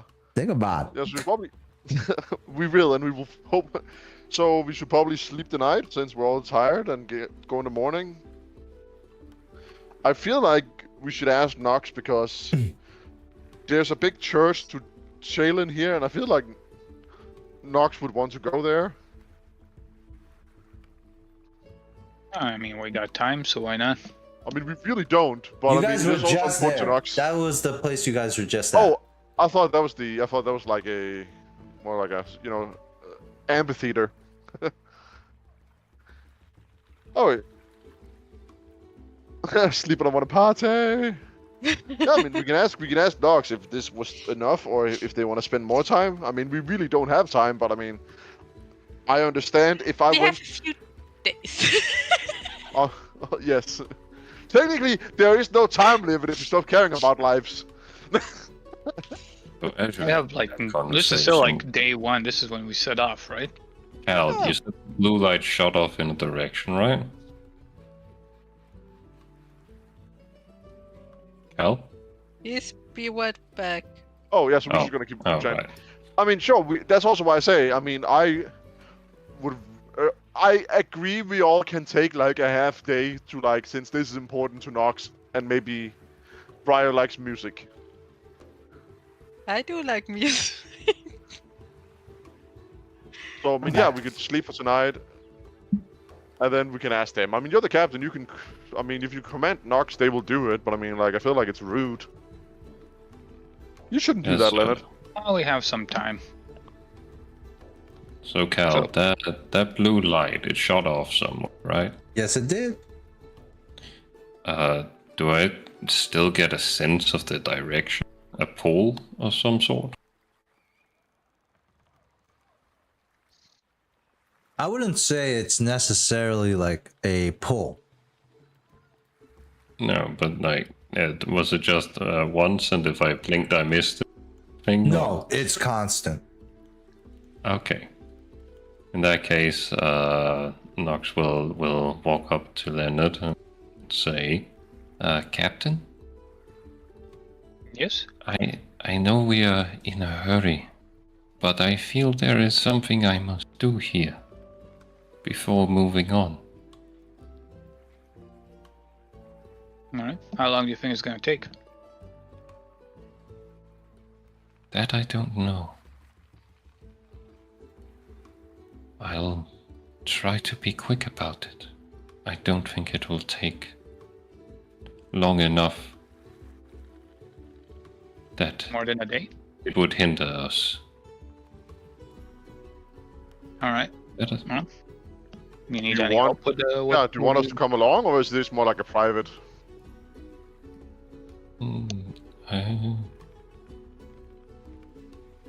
I mean, you might.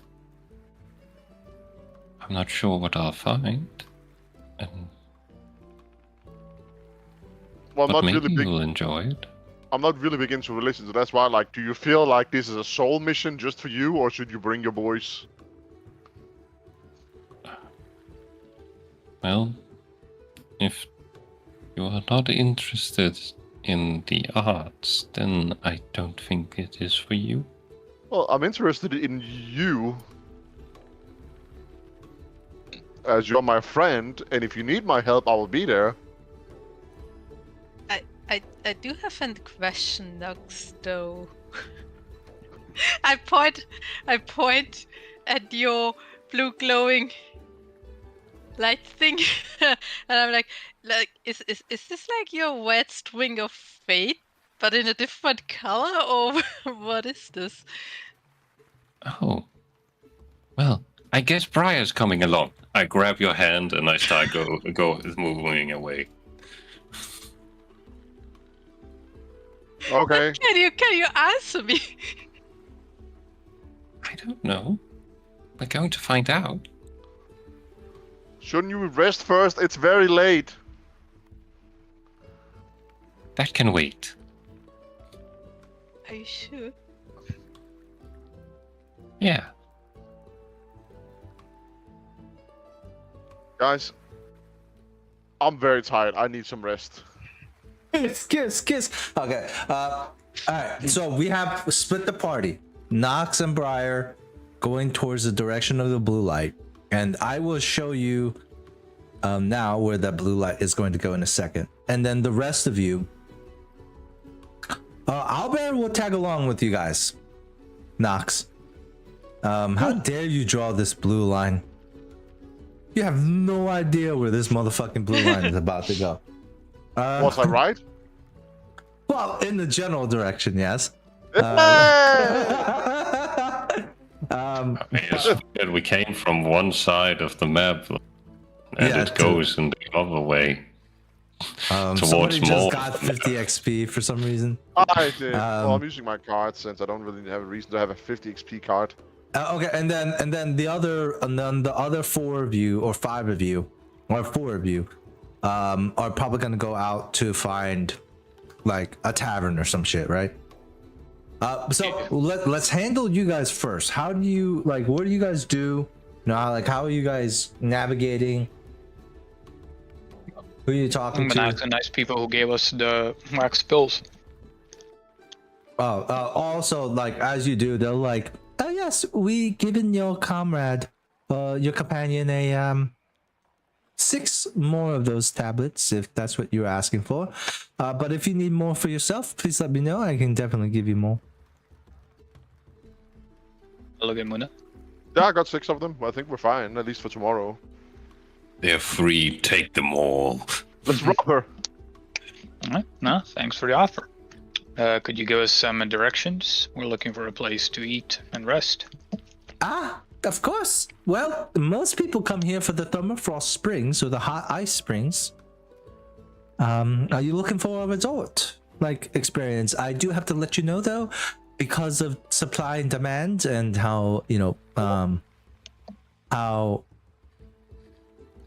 what is this? Free is free.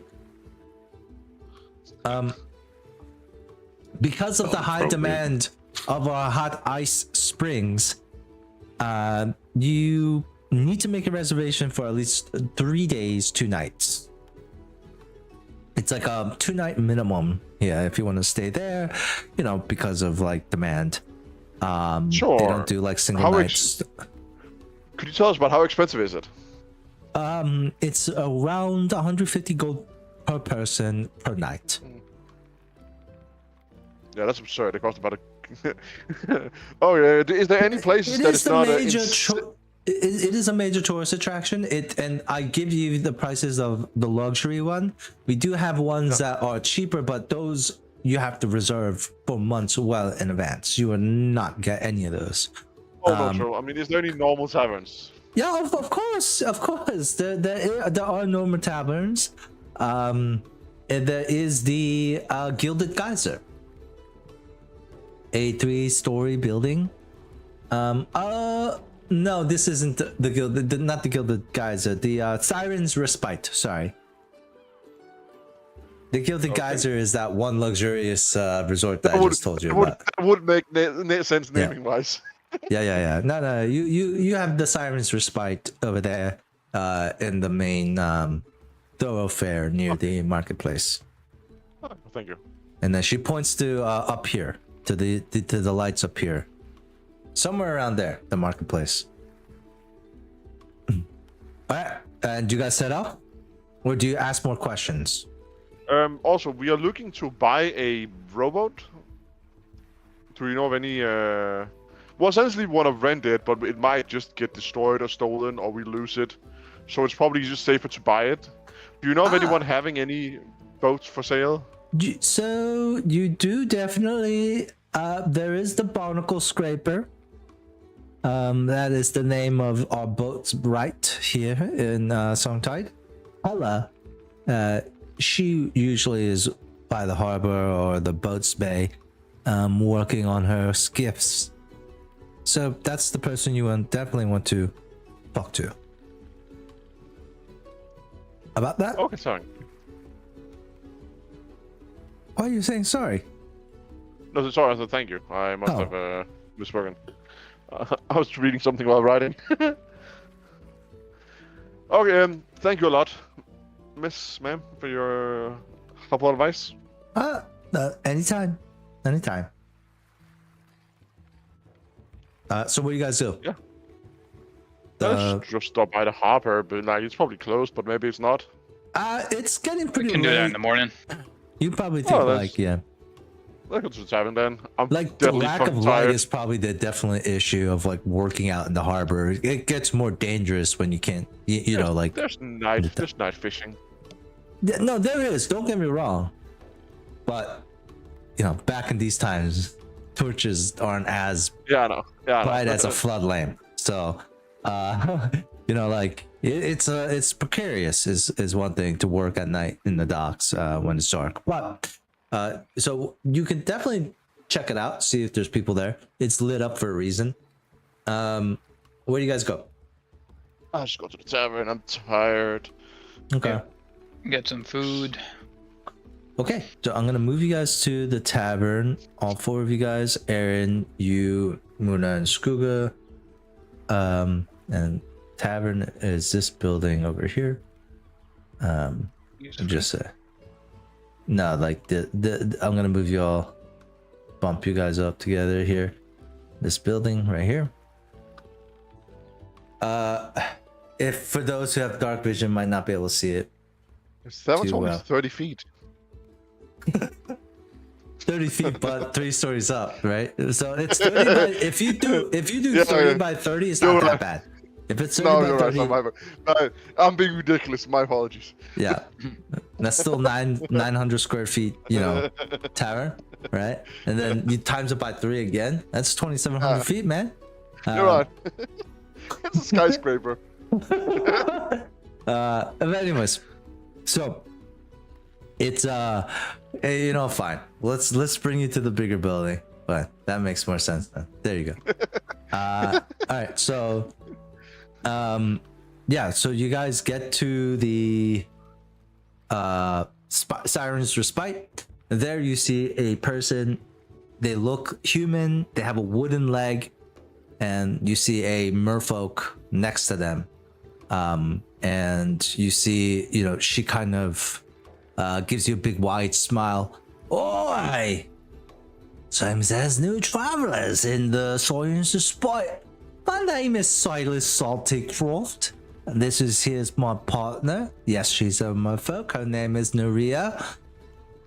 And this is a female talking to you, but Nuria, by the way. I figured so by the voice. And Silas is a female. As you know, you come into like a really welcoming inn, large common room, massive fireplace, always lit. You see, like, you smell tobacco and fish, roasted fish and ale. It's a very comforting, familiar type of tavern feel. You know, she's like, I'm looking forward to stay for the night. Yes. How many rooms do you have available? No rooms. We have a common room or a private room. It depends on which one you want. If you want some privacy, then it'll be 2 gold pieces a night. For a room, it holds 4. I have 2 rooms available. That's 2 gold per room. Or you can bunk in the common night room for 5 silver. No, gladly. Take the 2 private. Oh, okay, that would be 4 gold pieces tonight. Yeah. And how much for some food and drinks for? Do you have any merfolk in your party or in your accomplice? Because then we have to give you the flooded suite in the basement. No, all of us are not aquatic. Okay. Adjacent. Okay. I just want to ask because it's We it's a appreciate pain. the thought. Yep. Appreciate the thought. It's hard to travel upstairs without legs. Yeah. I've seen it happen though. Yes, I believe you. Didn't happen. This causes a ruckus. It's like it's so loud, so loud. So loud. And then sometimes they're halfway through they lose their grip and then it's like right back down to the the ground. It would. They're starting over again. It would sound like it would at least seem humorous the first time. Annoying the second time. Merfolk are actually immune to being tripped. They're not being tripped, honey. Sense. They're just falling slowly towards the ground. They're not immune to being prone, Jacob. That is true. They're just slowly proning themselves to the ground. two steps at a time on their ass. But it's really quick. Anyways, yes. So thank you for the first 4 gold pieces. Here are your keys. Side note: the keys don't work. It's all for show. Oh wait, your customers. I should have cited that to you. Of course that it works. The keys work great. Well, I mean, we're all adventurers. Yeah, food. That would be another. How many people in your party? 8. Yeah, I'm just not paying for them. Fuck them. Oh, I'll pay for the rooms. Food for the 3 of you. That would be 12 silver. We have some chowder that I can give 12 silvers. That's... for all of you. Yes. 3 of us. Yeah, I don't 3. feel like 4 silver pieces each. This is a tourist town. What do you think we are? Here, this is Songtide Village. Yeah, fine. I'll pay. We're a fucking hotspot. We're the only place that has hot ice springs. I'm wondering what that is. That does sound interesting, but yeah. Fine. I give gold and 2 silver. You will not regret the captain's chowder. Neria makes it really wonderful. Fresh seafood ingredients. Authentic merfolk food. I mean, it would make sense that Harbor Time have fresh fish, yeah. And so Neria, the mermaid, merfolk, goes to the back and begins to start cooking. Silas is like, "What brings you all to Songtide? It seems like you weren't aware of the ice springs, so what brings you here? That's usually the number one reason." Disciples of Sherlin, eh? Making a pilgrimage? Some of us, yes. Some of us are just passing through. Right. Oh. It's the spot to visit? Exploration, Always interesting to see what's going on with any island. Her eyes flash when you say exploration. Exploration, that is what got me this! And her, she swings her leg over. It's a wooden peg leg. Sometimes a voice does come out. Well, I mean, you seem to have made enough to earn yourself a good tavern, so I mean, it could be worse. Thank you. Seems like a good trade. It is. Well, no, because I know people who did it without losing their leg. Who got a tavern with 2 legs? Yes. I mean. So no, not the best trade, but from considering my roots, not bad. Not bad indeed. But yes, we're just traveling, seeing. Probably gonna be gone by tomorrow. Adventures? On a quest? Yes. On a quest? Yeah. Well, there's a general store not too far from here if you need, I know you sometimes yes, shit like that. Buttons and whatnot. Then there's a magic shop too. /magic shop. Ah, yes. Every adventuring party always they always perk up. And I mentioned that. Yeah, magical items. We do like that. Oh, Yes. well, Yeah, Pippin does great. There's the food. The food comes out in like giant mollusk shells, like clam shells, giant bowls, used as bowls, with other different type of like a crab, some sort of like crab claw that's like shaped that like you can kind of use as a spoon, as your spoons. And you have like this jumbo of like seafood and water. It's salty as fuck, but edible. Just have to wash it down with a lot of water. It's delicious but salty. Have you guys ever had that type of food where it's just like you're like, oh, if it wasn't just as salty as this, it would be like so good, but it's just salty. It's like that. clam chowder's not really a thing in Denmark, so I never even tried something like that. No. Clam chowder, it doesn't have to be clam chowder, but just think of it as like soup, any type of soup that it was like really good if it wasn't for salt, so salty. Anything. I think I had a soup like that in my days. Oh.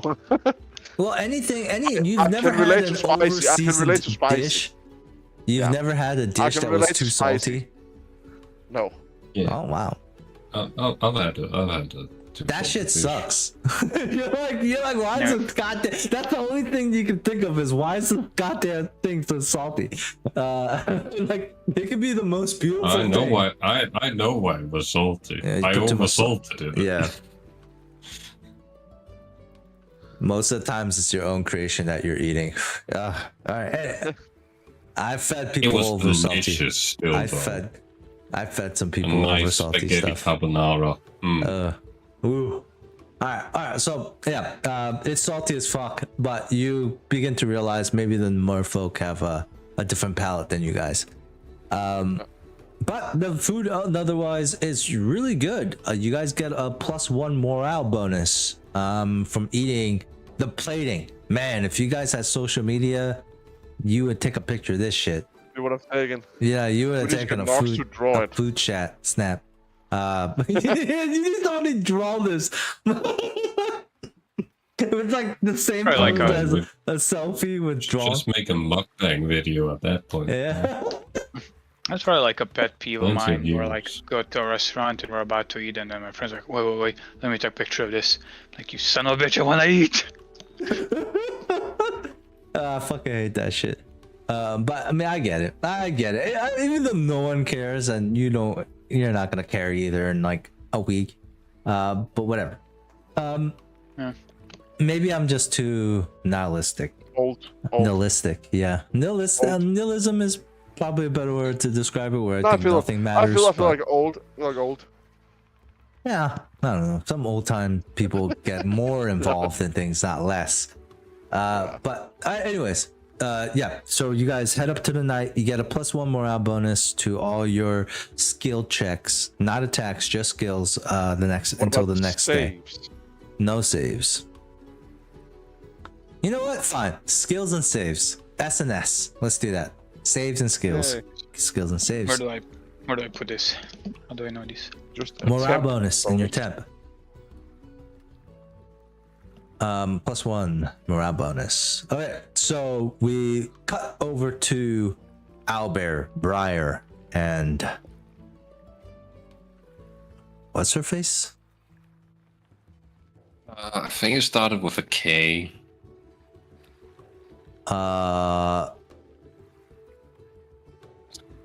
Which doesn't help. Nox. Yeah, Nox. That's right. That's right, bro. You were right. Damn it. You were right, Mikkel. It was a straight. It was a. You were close. Ha! However, not in the T class. So okay. For now, I will reveal it up until this point here. So, let me know when you guys are ready. Move your tokens to the beach, the harbor. And that's how I know you guys are ready. Briar, I don't know where I'm going. it's too dark. I was so zoomed in. No, I was so zoomed in.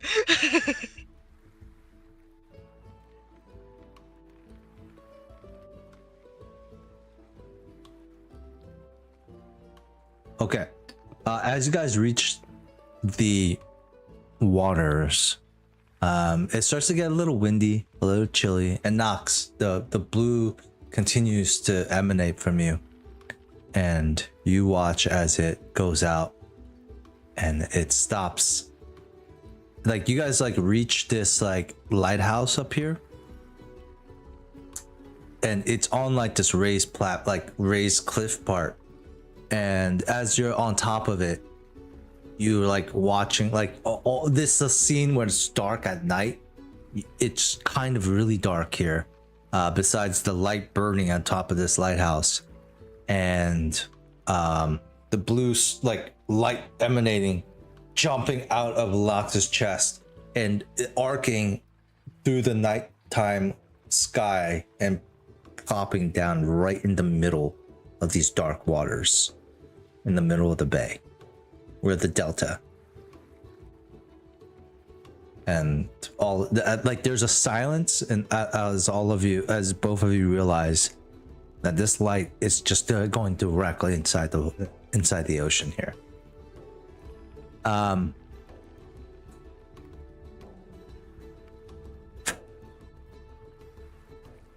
What do you guys do? I need some of those sea kisses. But I think we left them on the boat.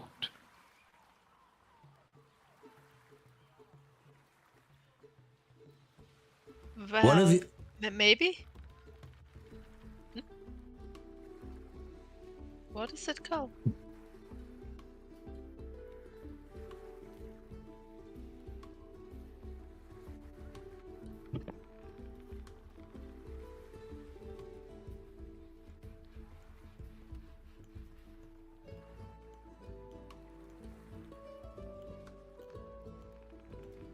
Are you talking to me? Awesome. Like, Yeah, you were Mm. starting to talk at the same time as I. no. To continue. Okay.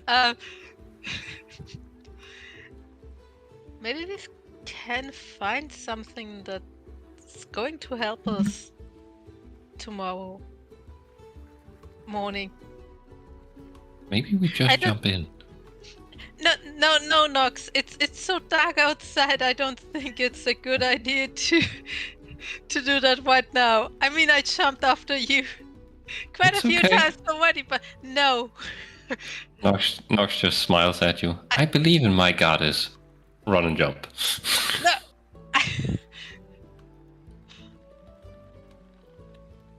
Into the waters. Yeah. To keep him. Nox, you go into the water. How do you do this? You just swim directly like where the light's shining down, or Yep, roll I me a can't see perception. shit except for the light, so... Roll me a perception check with disadvantage. Yeah. On That's a a solid 6, six. as you enter the water, the cold hits you. It shocks you like a motherfucker. And your mind goes blank for a second. And as you look down, you can't distinguish the blue from the waters. It like almost disappears. So as you like, I'm guessing you're gonna try to stand up and get out of the water to see. And like you do see the blue light goes into the water, but once you hit the water with the current lighting, you're not thinking that you could follow it. Unless you had some sort of way to illuminate this space so you can continue to follow the color. As I'll swim back up. And and then your voice in your head, in your heart from Shaylin's like, you can't have color without light. That's why when you close your eyes, everything is black.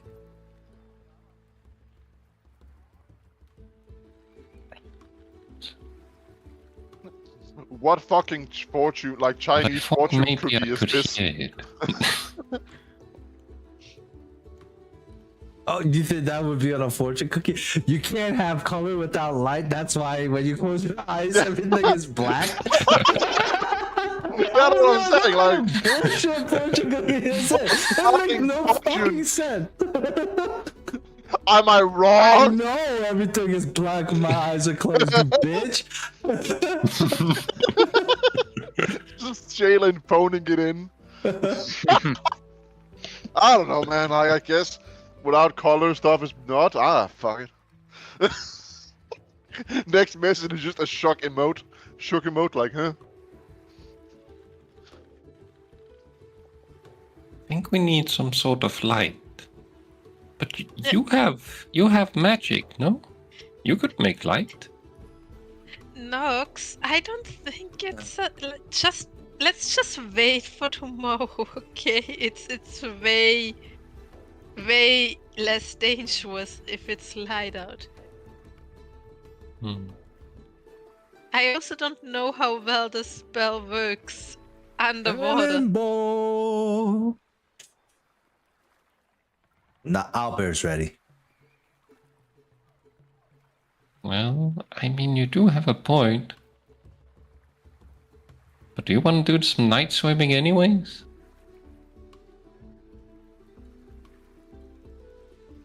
I don't know about night swimming. Oh, yeah, sure. Yay! We'll save us a bath. Well, the water is cold as fuck, Briar. Like, as soon as you dip a toe in there, Yep. like, it's like all the red flags and red warning go up in your head. Like, like you hear in your head, like, why are you doing this? Why are you doing this? Do you still decide to proceed?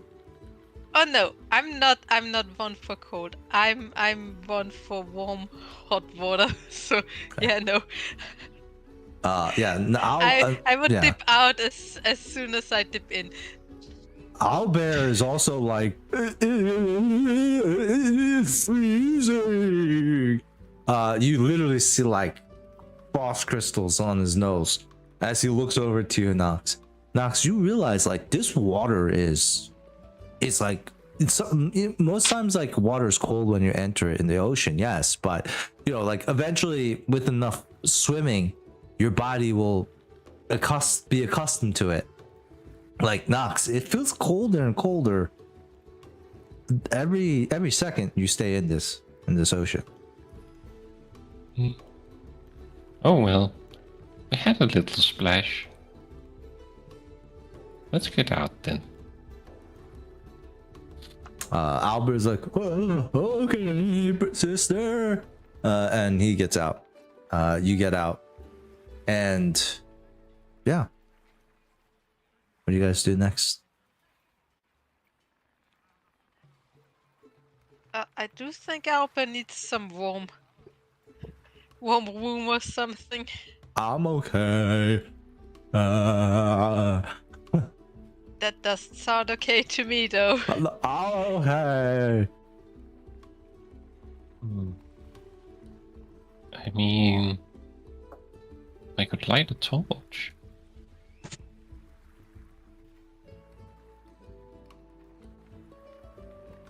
You could try. But are you sure you want to stay up longer without a rest? Because you got hit pretty hard today. No, you're probably right. Should probably take a rest.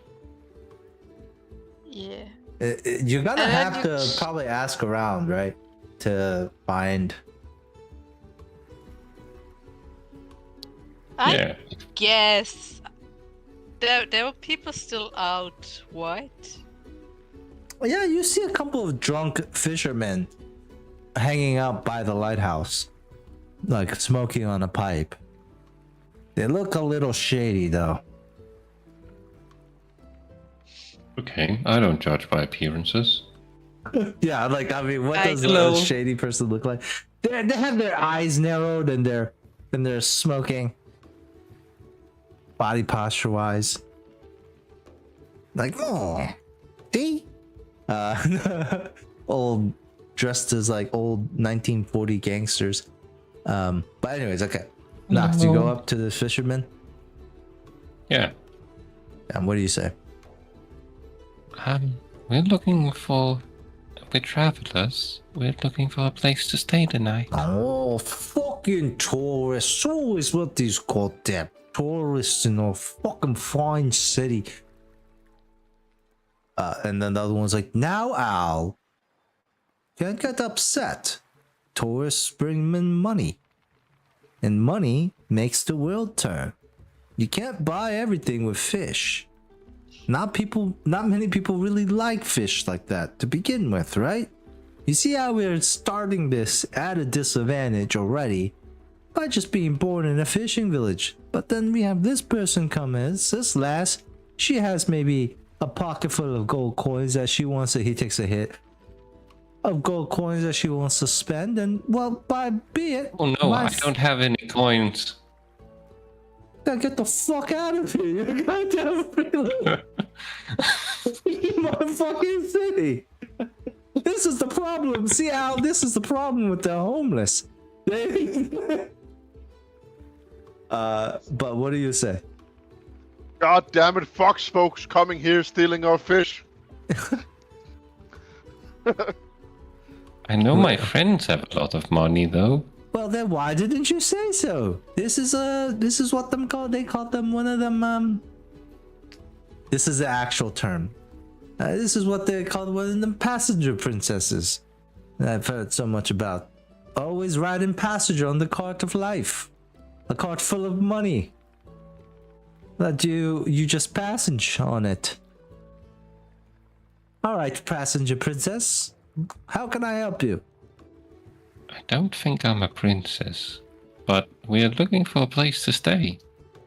Ah, well, that would be the Siren's Respite.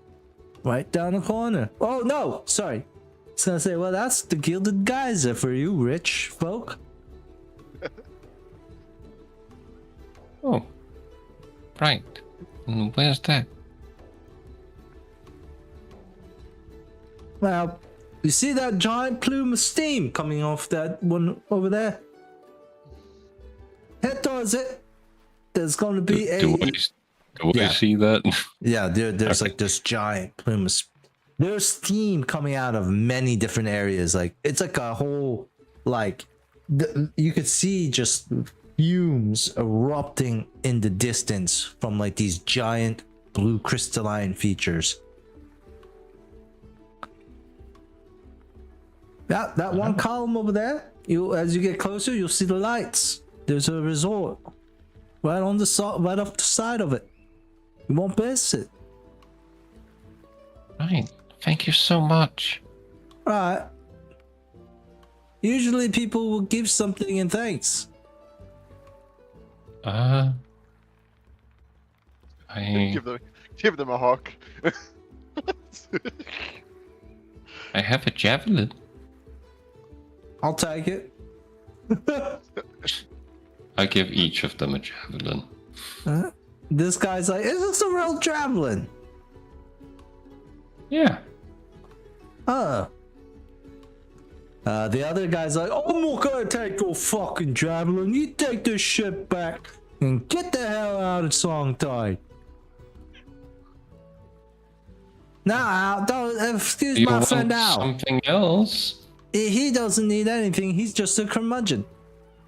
I would take a javelin for the both of us, and I would wish you a very fine night, miss. All right. You too. Okay. Smile. Albert's going to throw them a couple of copper coins. Albert's like, Albert have copper, and he just throws at them. Psh. They're like, what an insolent fuck man.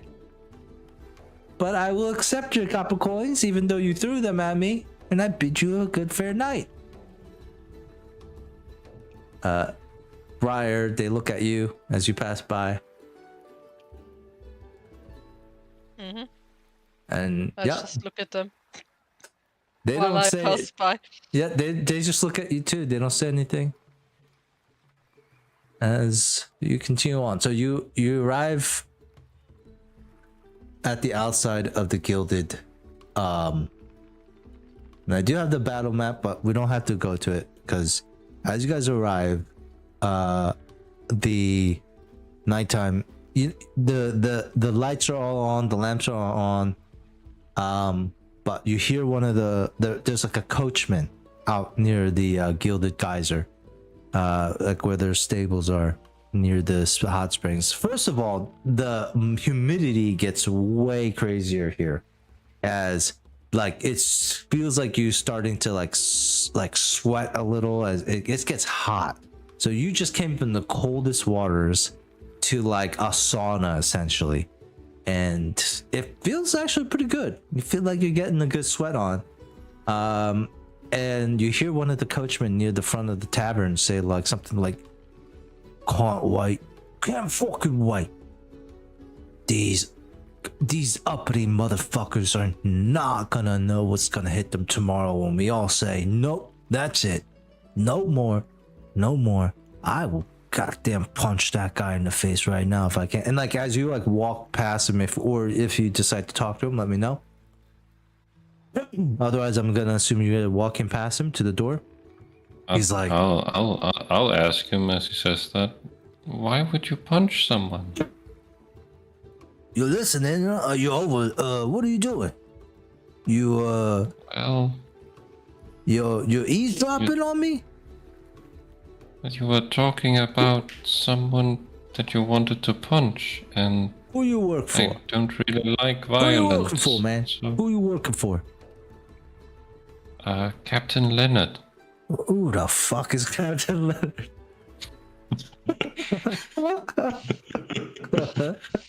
Every time it's so funny. He's like Captain Leonard, and it's like every single time they're like, "Who the fuck is Captain Leonard?" Never once has it ever been. Oh, like, it's always You been. gotta spread the name somewhere. You gotta start somewhere. Who Right? the fuck is Captain Leonard? I would love to see how many times I've said that in different voices. Different characters. Alright. So yeah, he's like, "Who the fuck is Captain Leonard?" No. Are you a worker? Who do you work for? Oh, you just said Captain Leonard, that's right. Oh, like what do you do? Well, I man the ship, and I sometimes punch people when they do bad things. Oh, yeah, and you're telling me not to punch people. Man, get Well, out of here. Did they do bad things?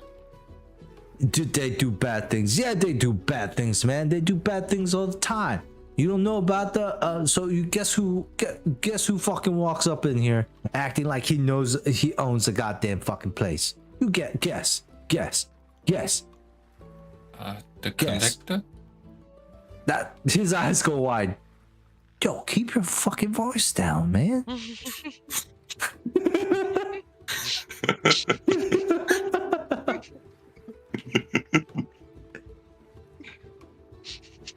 But you ask. No, can't be saying that name around here, man. And you lucky too, cause ain't no collector here. I'm thankful for that. You wouldn't hear me complaining if the collector was here now. But I don't like him either. He is scary. I never met the dude. You met the dude? Yeah. Yeah. Well, that's like in anyway, yeah, I mean, not the collector himself, but not the master Tidewater Rock himself, but one of his right hand man. You know about the great four, right? No. Did I not tell you about this? Like, I'm kind of asking. Oh, you did. You have. Okay. You have. I don't remember. It's the mage, the head of the magic school. Yes, he's one of them. There's the harbor master. Oh, harbor master is another one. You met the harbor master. You met the mage. You have not met the captain of the guard, and then you have not met the steward. I will call him Stewie. Oh wait, you have met the captain of the guard. That was Sneer. Wasn't Sneer just the bugbear leader? Yes, actually, you're right. Captain I of was about to the say, Sneer was not on the militia. list. Captain of the militia is the bugbear, but there is like a human captain of the guard who manages all the human soldiers on Taiwan Rock. You're right. Okay, so you haven't met the captain of the guard yet, and you haven't met the steward. The guy kind of leans in. He's like, "My fucking steward's up in this resort."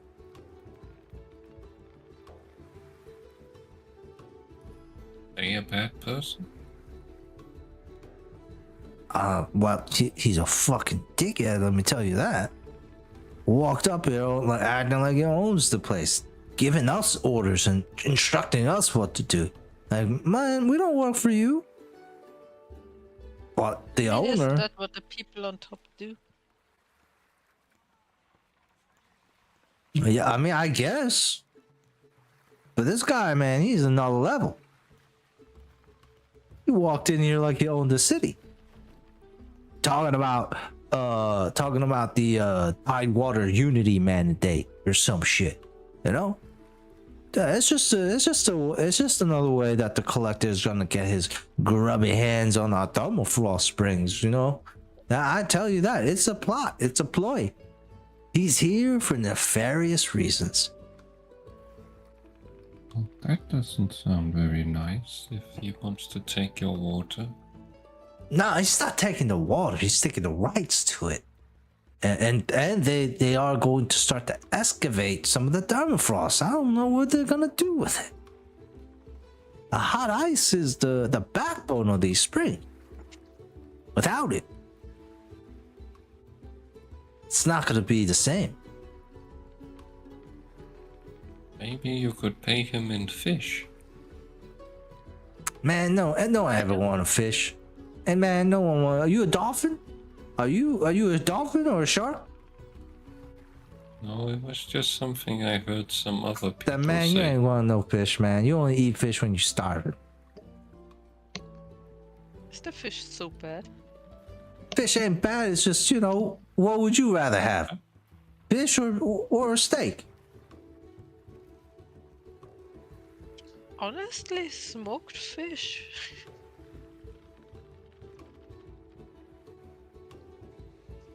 That is a difficult question. Can I have both?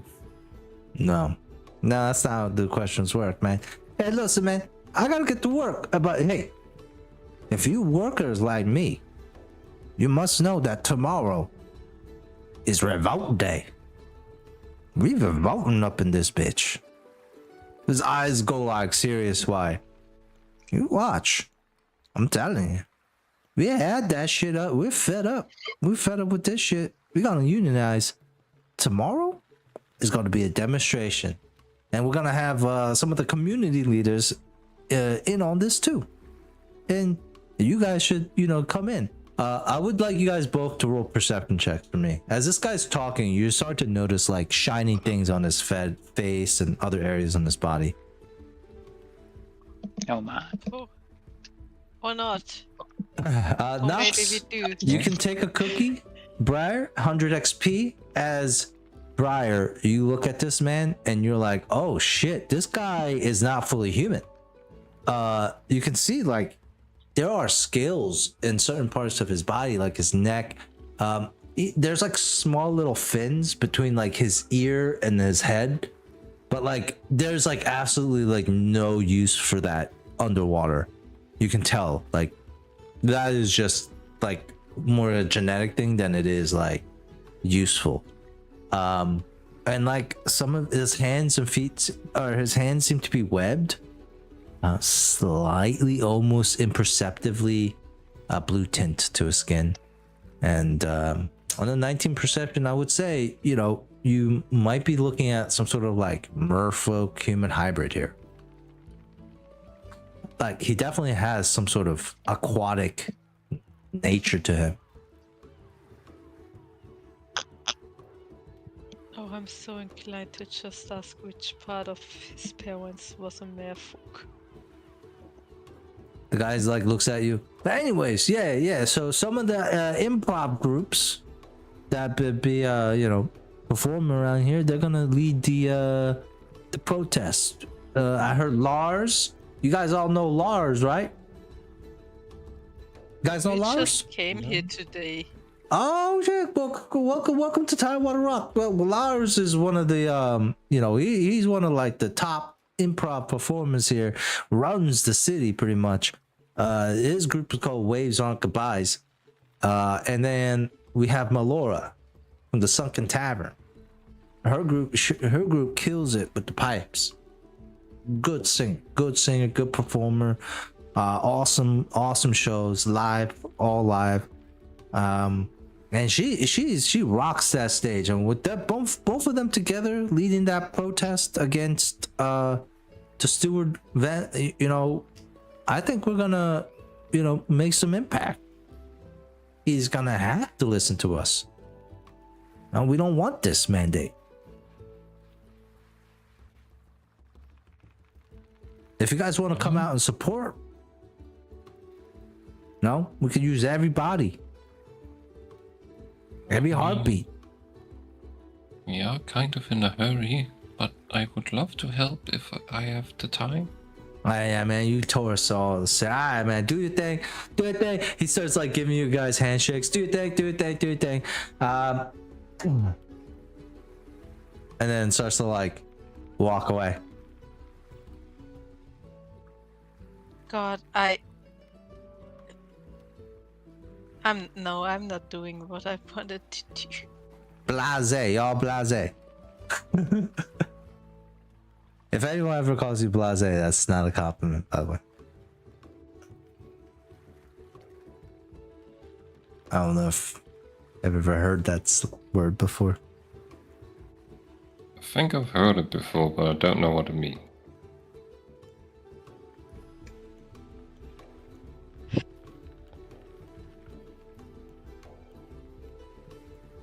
Blase, it's like a French word for being like basic. Pretty much calling you a basic bitch.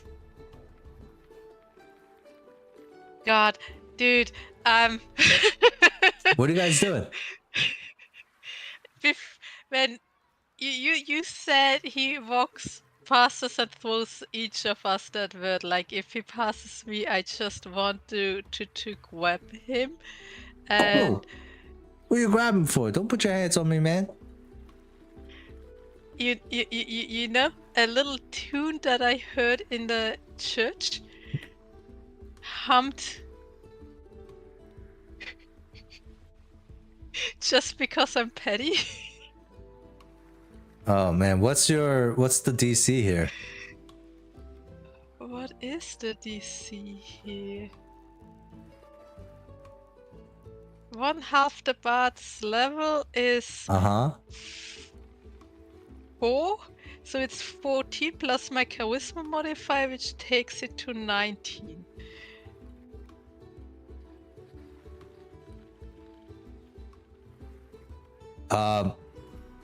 He like shoves your hand off him. Get off me, motherfucker! What the hell you think you're doing, touching me? Damn He it. you notice, Briar, he has like seaweed hair along his ears, and stuff like this.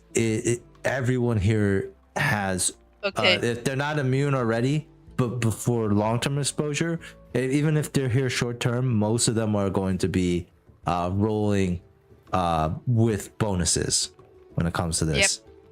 Good. Good to know. He's like, I can tell you like fish because your breath stink like one. Get out of here. Get out of my face. And he walks away. The fact that you just turned to grab me and hummed at me like it was going to do something, that's This blase as shit. And then he walks away. Don't interact with this guy anymore. Oh, there we go. Yeah. No, I'm not doing that. You just pull out a gun and shoot him. That's literally what you're doing. But yeah, I could have also done Chester's chant when I grabbed him, but yeah. you guys are in front of this luxurious resort. It looks like all Did you say the place was called again? Like the Gilded something? Geyser. Gilded Geyser. Okay. Yes, sir. So this is presumably where the steward is staying. Obviously, he's gonna probably stay at the nicest place in this village. You guys, as soon as you guys try to walk up to the door, there's a very finely dressed merfolk in a suit, and he looks kind of awkward a little bit walking still. You tell he might be fresh from the ocean, but he walks up to you, puts his hands up. Sorry, we don't allow any visitors at the moment unless you have a reservation. And I'm just gonna make a judgment call, just looking at the two of you guys. Both of you roll me a you guys have been traveling, have not rest. Go both of you make me a flat charisma check with a -4 for each.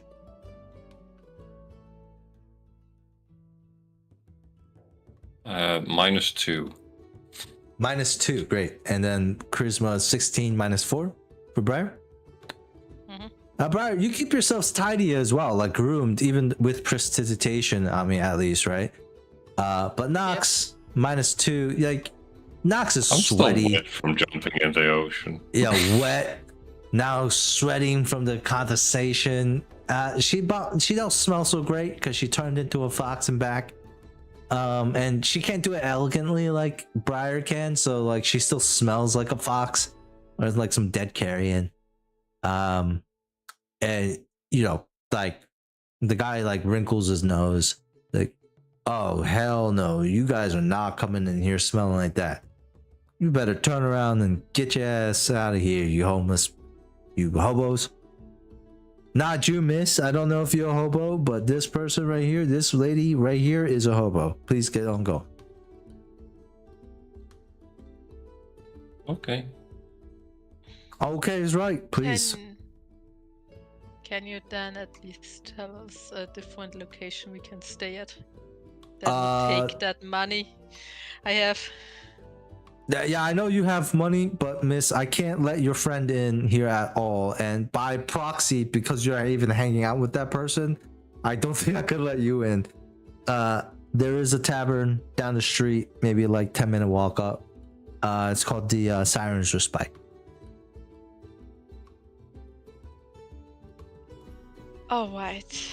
Yeah, this here place is for like people with money, like real money. For stuck-up people like the steward, I say as I walk away. Yeah, he shrugs like, yeah, exactly. Like, like you just said the fact. Well, sorry to bother you. Good night.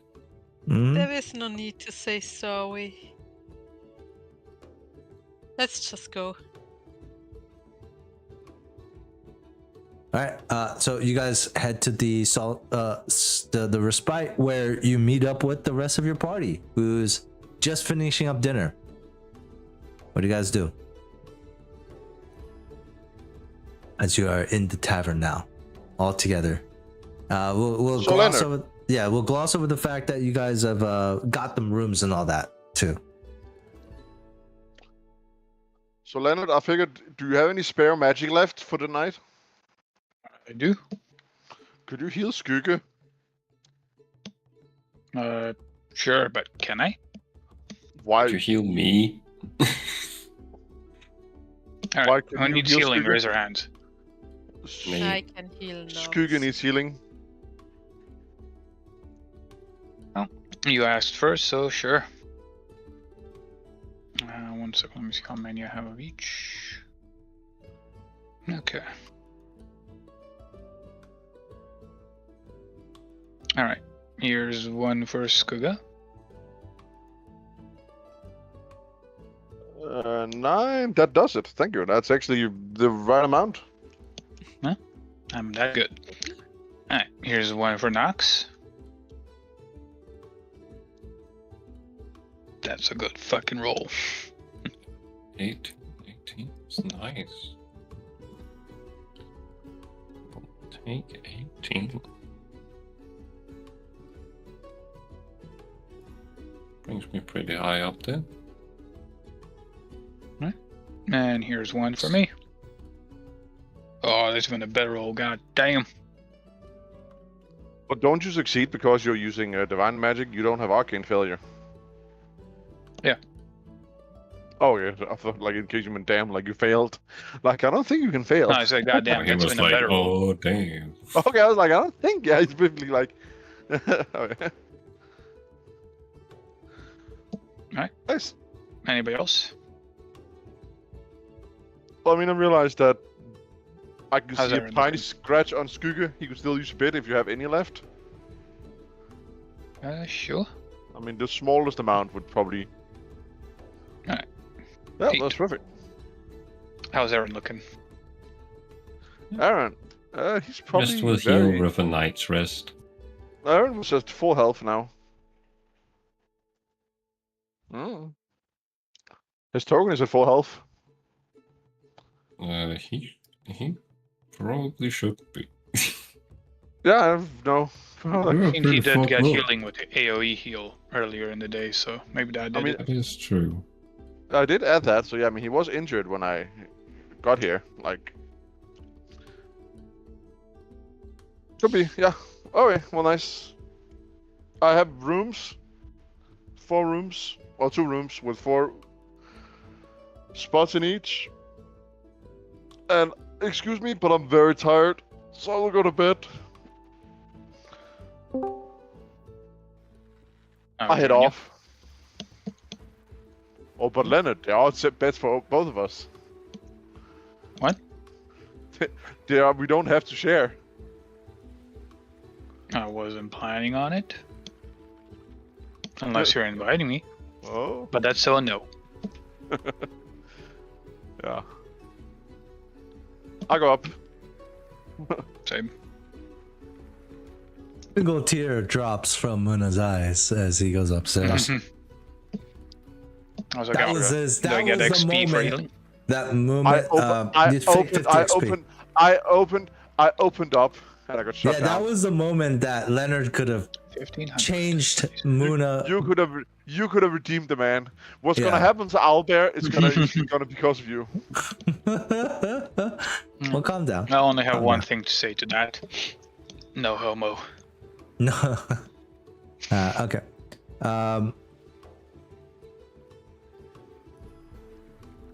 And well, I mean, Nox will probably also just try and get something to eat, despite not having any money. I can pay your shit too. Okay, 8 Thank silver you. for the captain's chowder.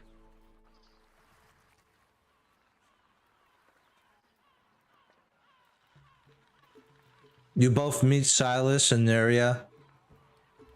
And also, on your after you guys eat your food, you get the +1 morale bonus as well. It's damn good.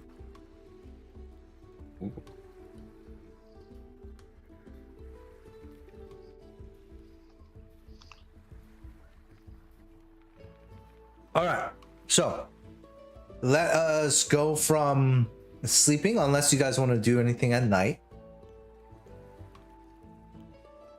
Nothing Nope. in particular, no. Okay. All right. So I will say, like, IRL, I'm Mhm. gonna go in like 10 minutes.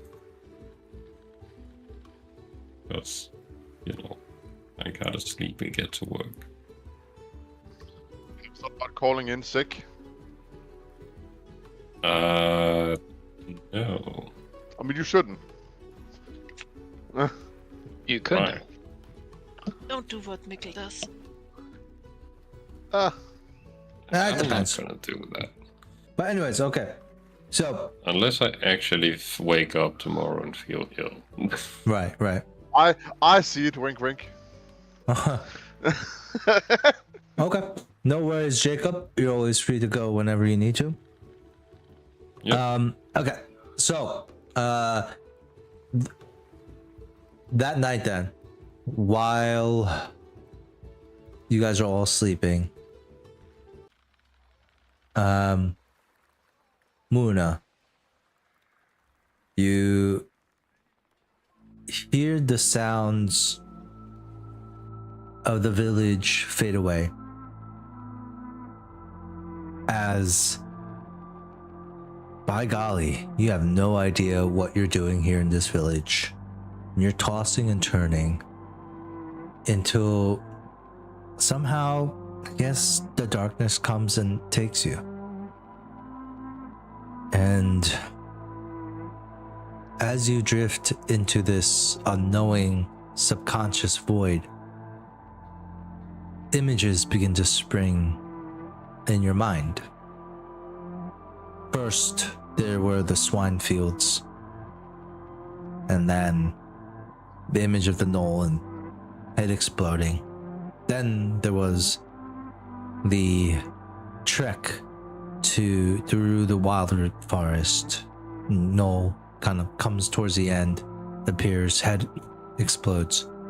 But then you see the village in distance, and then it kind of slowly begins to pan closer to the village.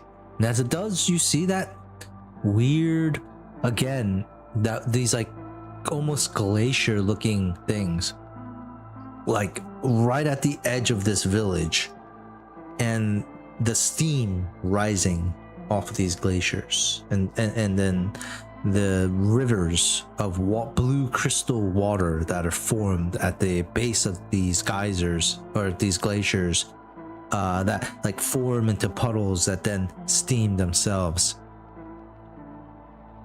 Yes, you see the image of these beautiful steaming springs. Then you also see a thick, black, oily poison begin to seep into the water, turning these waters, these blue crystal waters, foul. The image of a man appears. He looks very like militaristic, very like organized. I don't know if you've seen the show Archer, but he's like very Archer-esque, where he's like a solid square jaw, you know, like dark hair. I've seen piercing Archer. eyes, piercing green eyes. You know, like he just looks just like that, like a international man of mystery type. But you also see silver scales where his white hair might have been.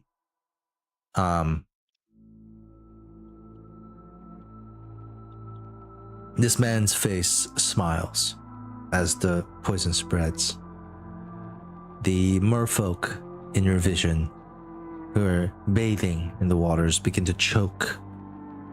The green scales falling off of their body like leaves being shedded from a tree, just spilling from them as they curl in pain and wither.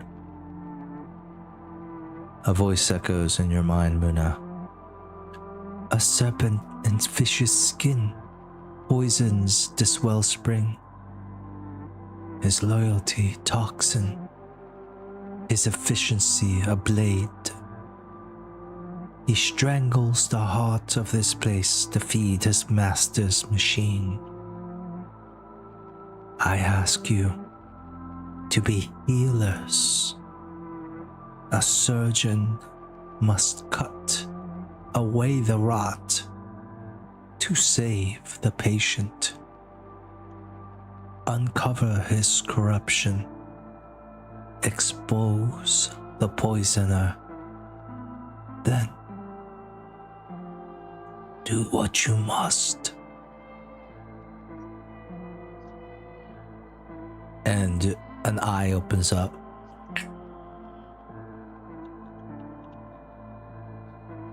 And the sounds of the village and day come back to you. Have I seen this eye before? Oh yeah, Or- baby. Is it a blue eye? It is a black eye. What the fuck have I seen? Because the Fortress has a pair of blue eyes. Is this? Oh yeah, okay, fine. This is the Watcher eyes. Yes. Oh, I'm joking. That's what Jesus. I was like, Jesus, I wrote man. it down, Cal. I care. I care what you say.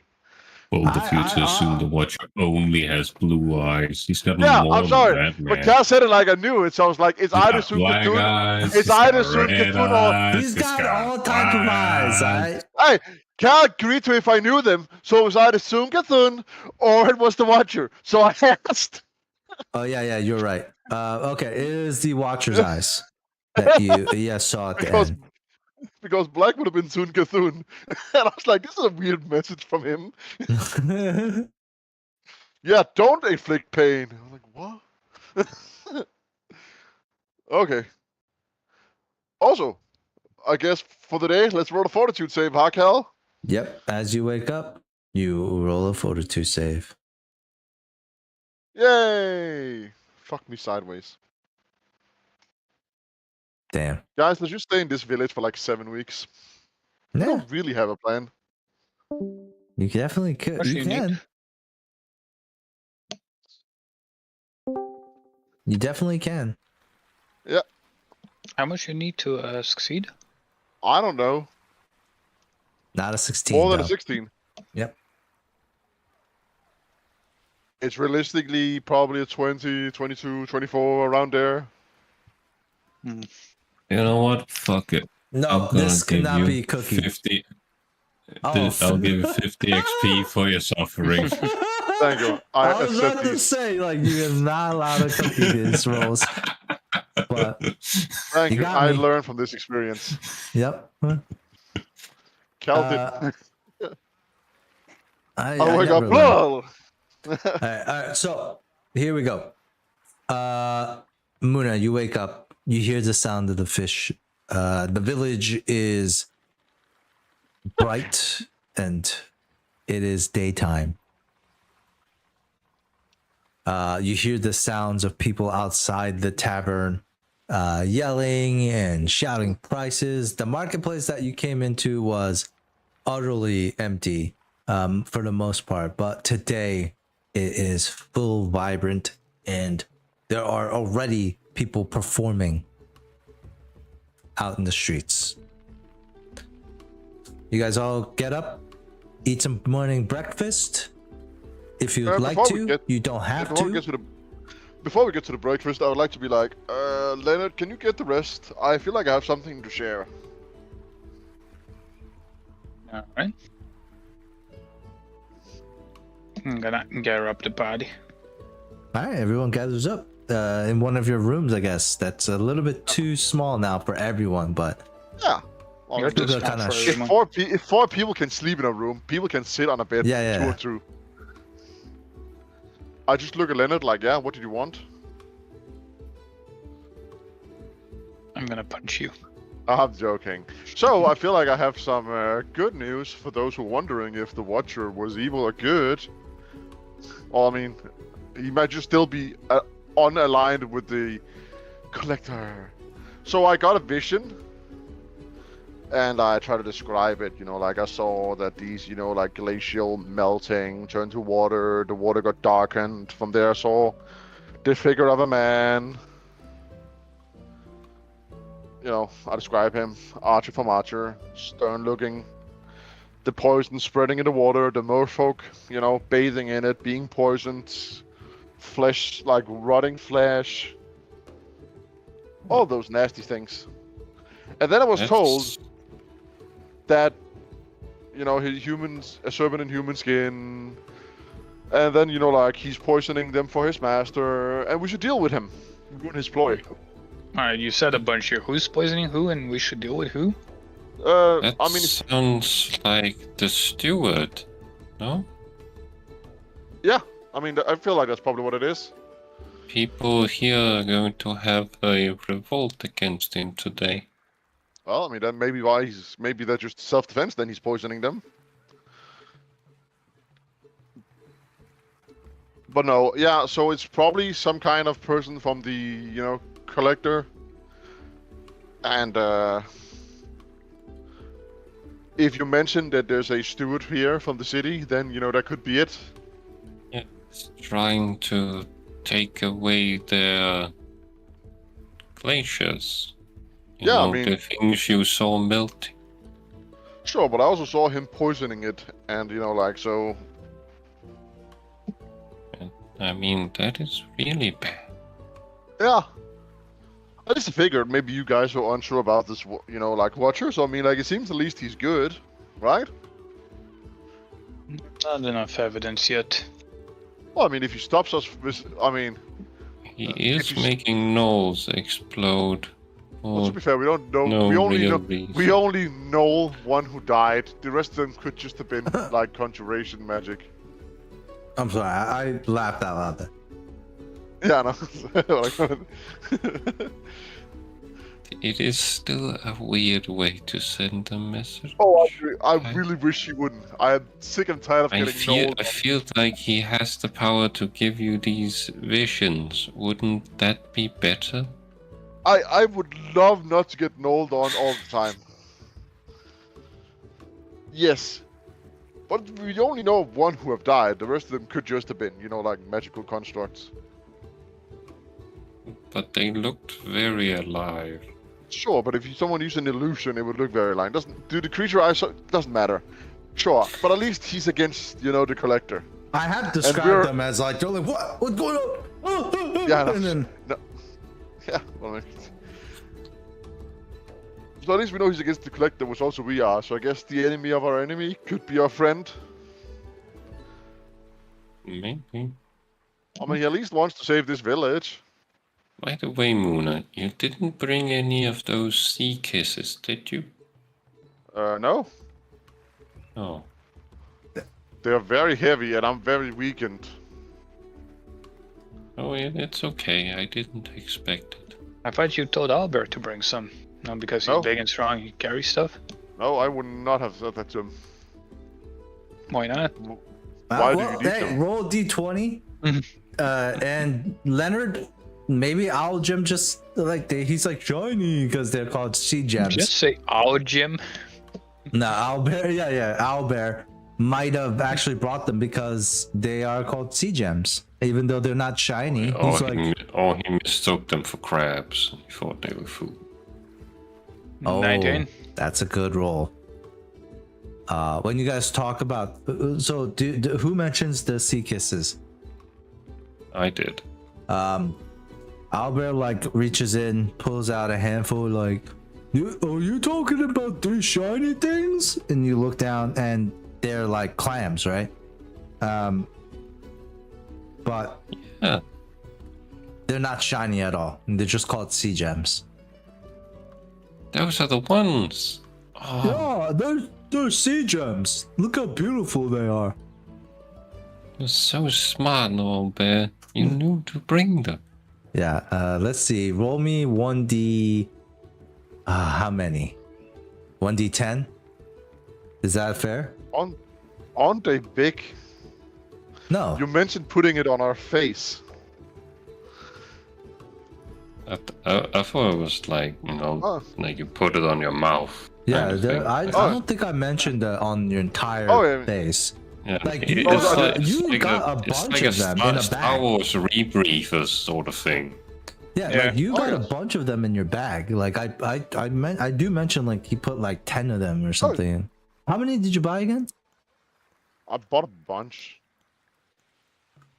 Seagale.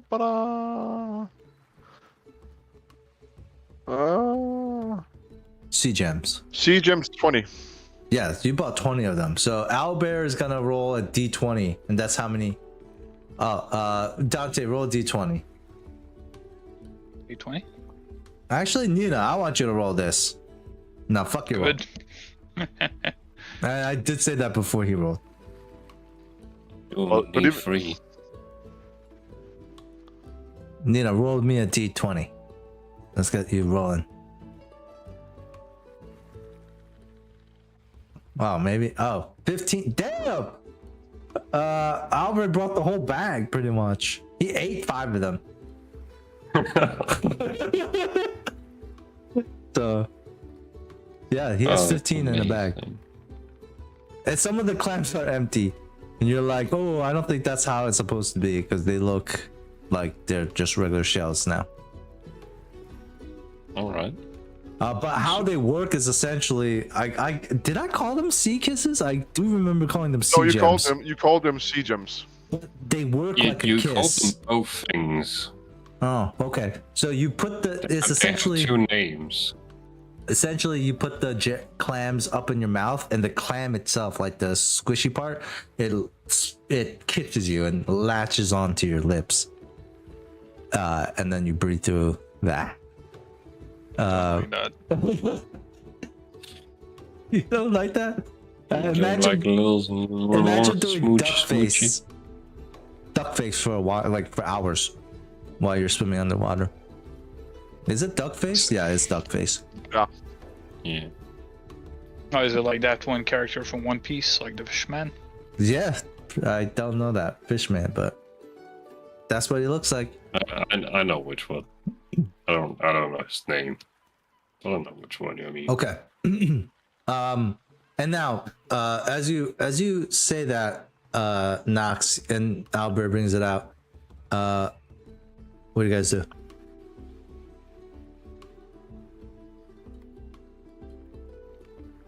Let me just know this: are you splitting the party at all? Well, I mean, I want to go follow the light.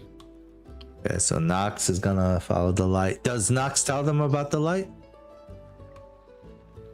Not really. Okay, It just says, oh, I didn't get to do what I wanted to do yesterday, so I need to do it now.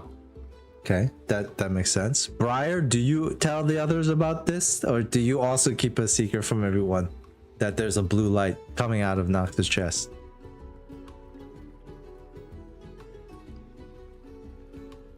Nina? I think you might be muted if you're talking, Nina. I am muted. Oh, you were muted this whole time, bro. I haven't heard from you for a minute, so. So, His name is Chew, this guy.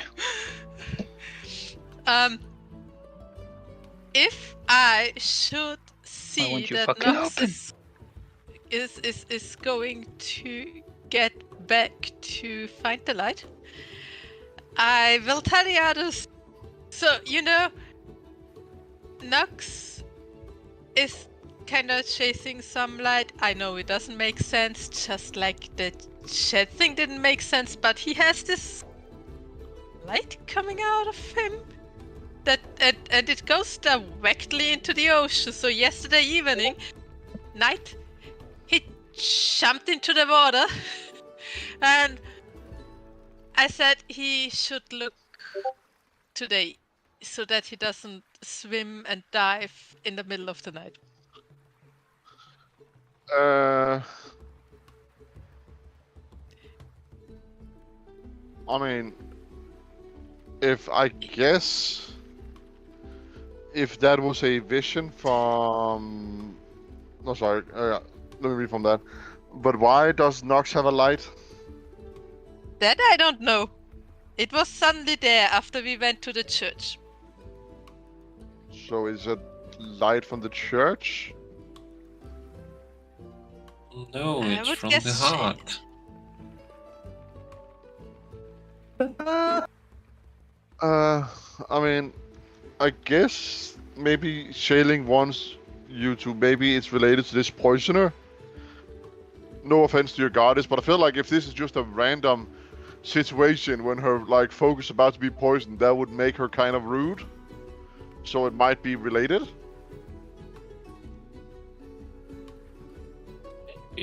Could be. feel like maybe our best option is going there. Take a look at that, and then. I mean, we could also just split up, since I guess Nox is not the best at infiltrating and finding out information, which is better for Briar. I think splitting up is a good idea. I think Briar needs to come with me, though. I mean, Muna just gets like a... I'm very annoyed face, like, I mean, sure, I mean, it's just a village full of people's life, I mean... Who cares, right? I mean, like you said, like she is the deity of this village, so maybe this is like her way of trying to protect it. Also, Nox, I realized maybe sarcasm isn't your strong suit. That was me being sarcastic. I do care about these lives. No, he doesn't.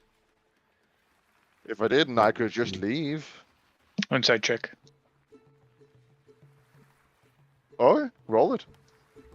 No PvP right now. And also, your insight's not too good, because that's not duck face at all. That's not the face that I'm talking about. In case you succeed, I don't think my picture does it justice, but his lips are protruding from his face. Ah. Yeah. Is that why you're saying I tried that? to find like a good picture, but I couldn't. Because Yeah, duck face when you face is basically like... when you go like to do a kiss, like kind of thing, right? Yeah, That's what you That's think. duck That's face. what people look like when they're going for a kiss. All right. Anyways. What? There you go. Oh, that okay. makes it a bit better. That's much better. God damn, Dante. Those are terrible examples. They look completely different. What? I mean, he took the live action. Yeah.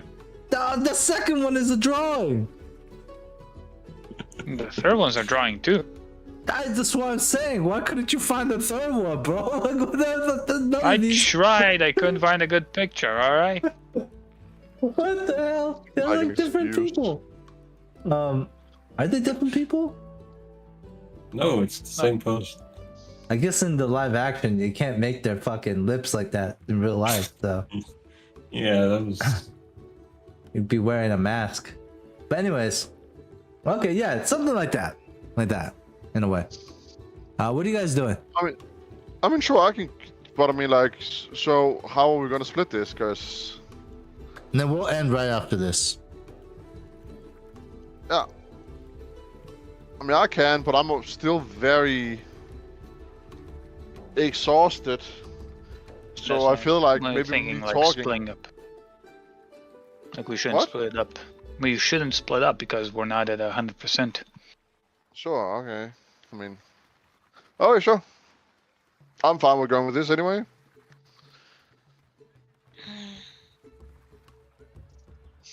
I guess if Briar and Nox doesn't mind us coming along.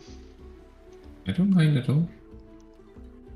I mean, I don't want to jump into that cold as water. Well, Nox needs you to.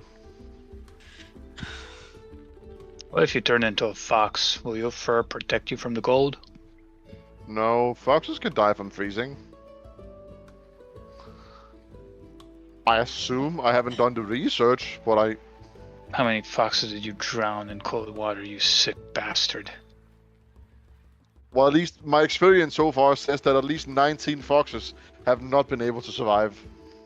If you put your head into cold water, is your head freezing even though you have hair on it? I don't remember. Didn't pay attention to that.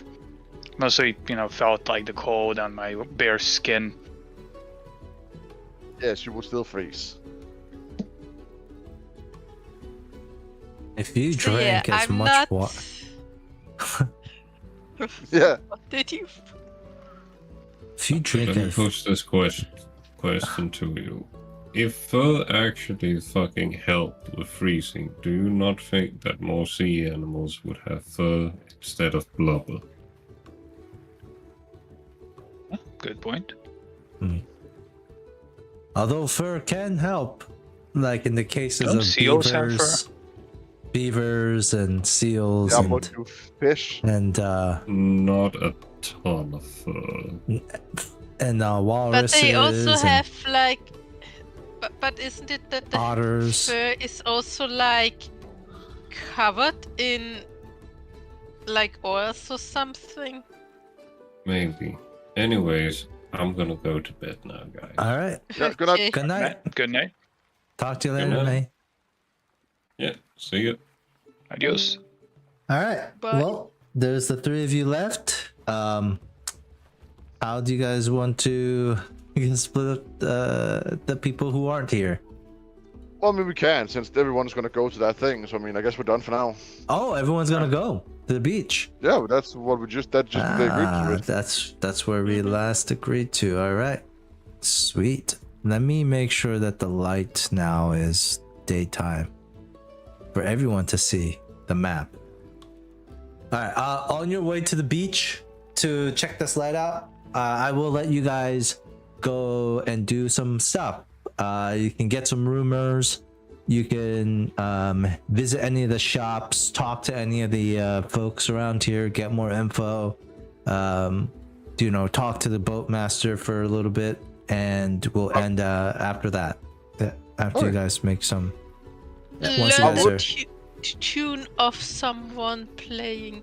Oh no, I actually wanted to study how to sing and dance. So right outside the marketplace, Briar, before I guess you guys set a time to meet at the beach and get some private affairs in order, repairs and such not. Briar, right outside the marketplace, there is a stage, and there's the market stage.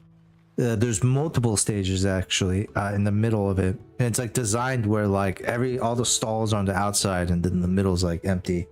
And you see performers, singers, comedians, jesters, jugglers, acrobats, all that stuff.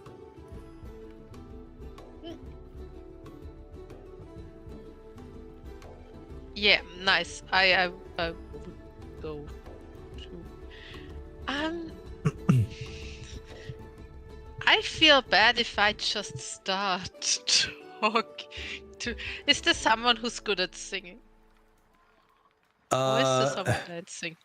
Yeah, so after you recognize one of the performers who has a pretty large crowd around her, and it is Melora finishes up a beautiful song, and she's the one that sang last time. And yeah, you can still remember her voice calling to you in the crevasse as well. And as you you're standing there looking at her, she signs a few autographs, and then she looks up, and her silver scales just shine at you, lights up your entire face and body like a disco ball, as she smiles and starts to head to you after making eye contact.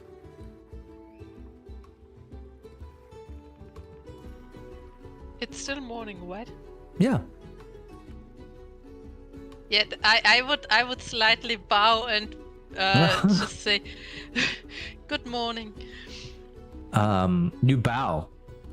Yeah, go ahead and roll me a diplomacy check with the Vannon.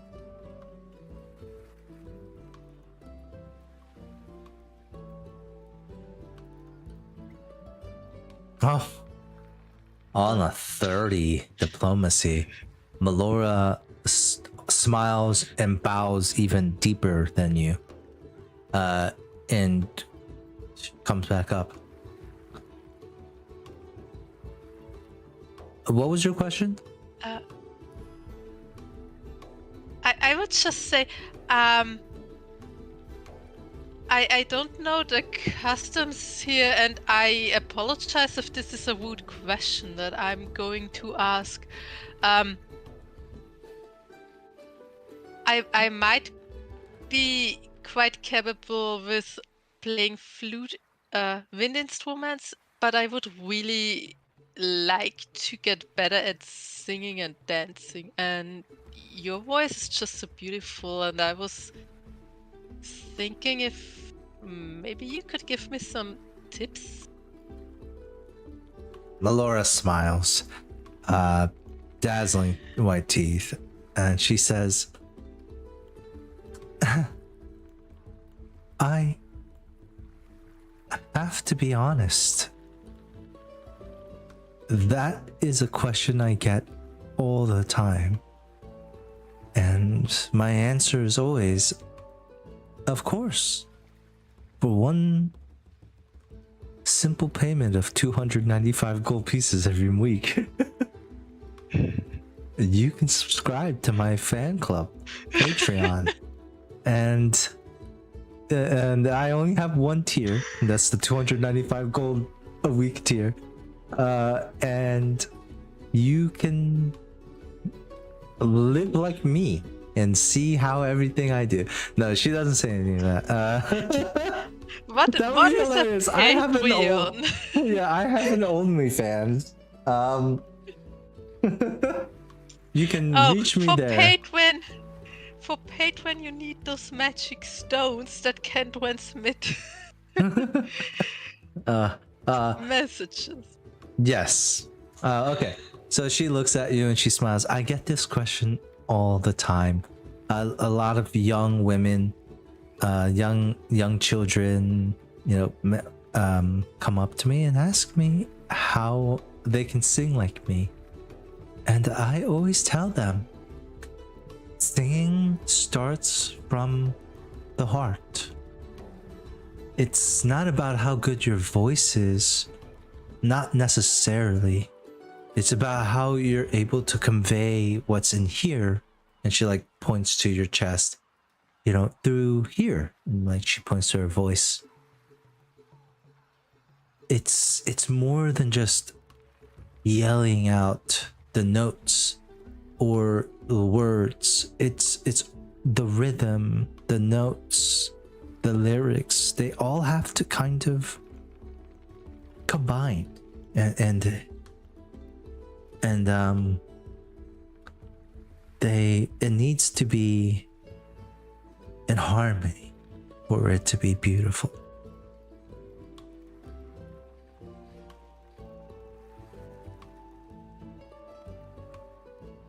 So what I'm saying is, you need to believe in yourself. That's where we start first. Believe in yourself, then that's when the emotions can come. And from the emotions, you can refine and practice your vocals.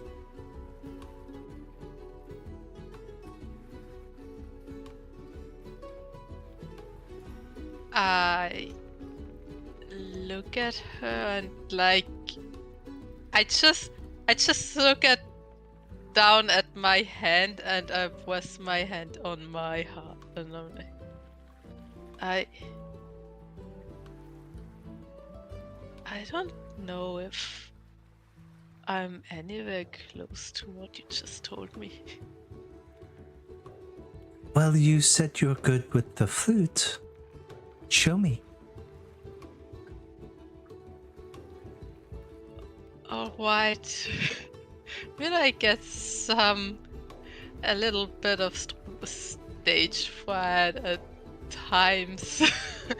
But yeah, sure. I just look around. How many people are there? There's a lot. How many people are there? There's a lot. I just told you it's a busy lot. marketplace and people are performing and all that shit. There's a lot of tourists here. There was just a tavern. Taverns are not that don't have that many people. Think of Times Square. Think of Times Square Garden, New York City. Look it up right now. Times Square. That's how busy this shit is. There's a lot of people. How many people? Oh no, don't actually. Square? No, that's way more people than there's here. At once. And that's a lot. No, there's thousands. No, not even close. This is not anywhere close to that. Like I would say, maybe like at least 100, maybe up to 200 people. Okay. It's a sizable crowd.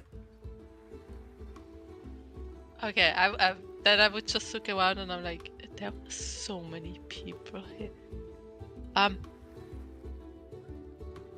Should I start playing here? Of course. Wait. Are you shy? Do you not want to? That's okay. We No, can no, always... no, it's okay. I just Please be need a this second one time. chorus song. This one time. God But up I want a above. natural one. God up above in heaven. Shine down on me and make Briar roll this one time a natural one performance check. This one fucking time.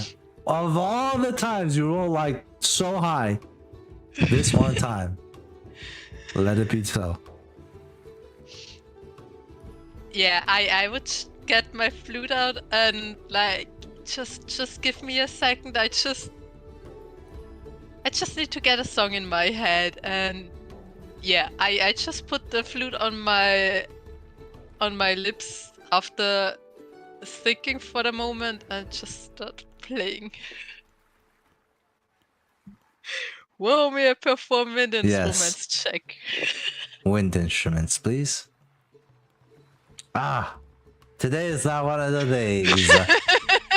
On a solid 26, you play a fantastic piece. Maybe like a remix of the combat, the song you were playing during the last combat. Or maybe a song about the treants and your never-ending war with Chads. Whatever the title is, pick one of the two in your past so far, of the journey that you have already encountered. The Stampede of the Boars. The Stampede of the Boars. There is a quite a tragic ending to that song, I think. And you see, amongst the bright, vibrant colors and in the daytime of the marketplace and the natural cheer and the smell of fried food, you're able to move this singer into like this sadness at the end of the note, where she looks at you and she looks gaunt and like and her eyes look like they're wet with tears as she looks at you, Briar, and she says, that was beautiful. You need to teach me how to play like you. You should be teaching people how to play the flute. To be honest, it's not easy to play an instrument like the flute underwater. So it's not a popular, because most of the times it's just bubbled, right? So that comes out when you try to play the flute underwater. So string instruments are like big, like percussion is big, but any type of like wind stuff just doesn't work underwater. And so That I makes just complete sense. I just never knew how beautiful a flute can be. I'm touched. I truly am amazed.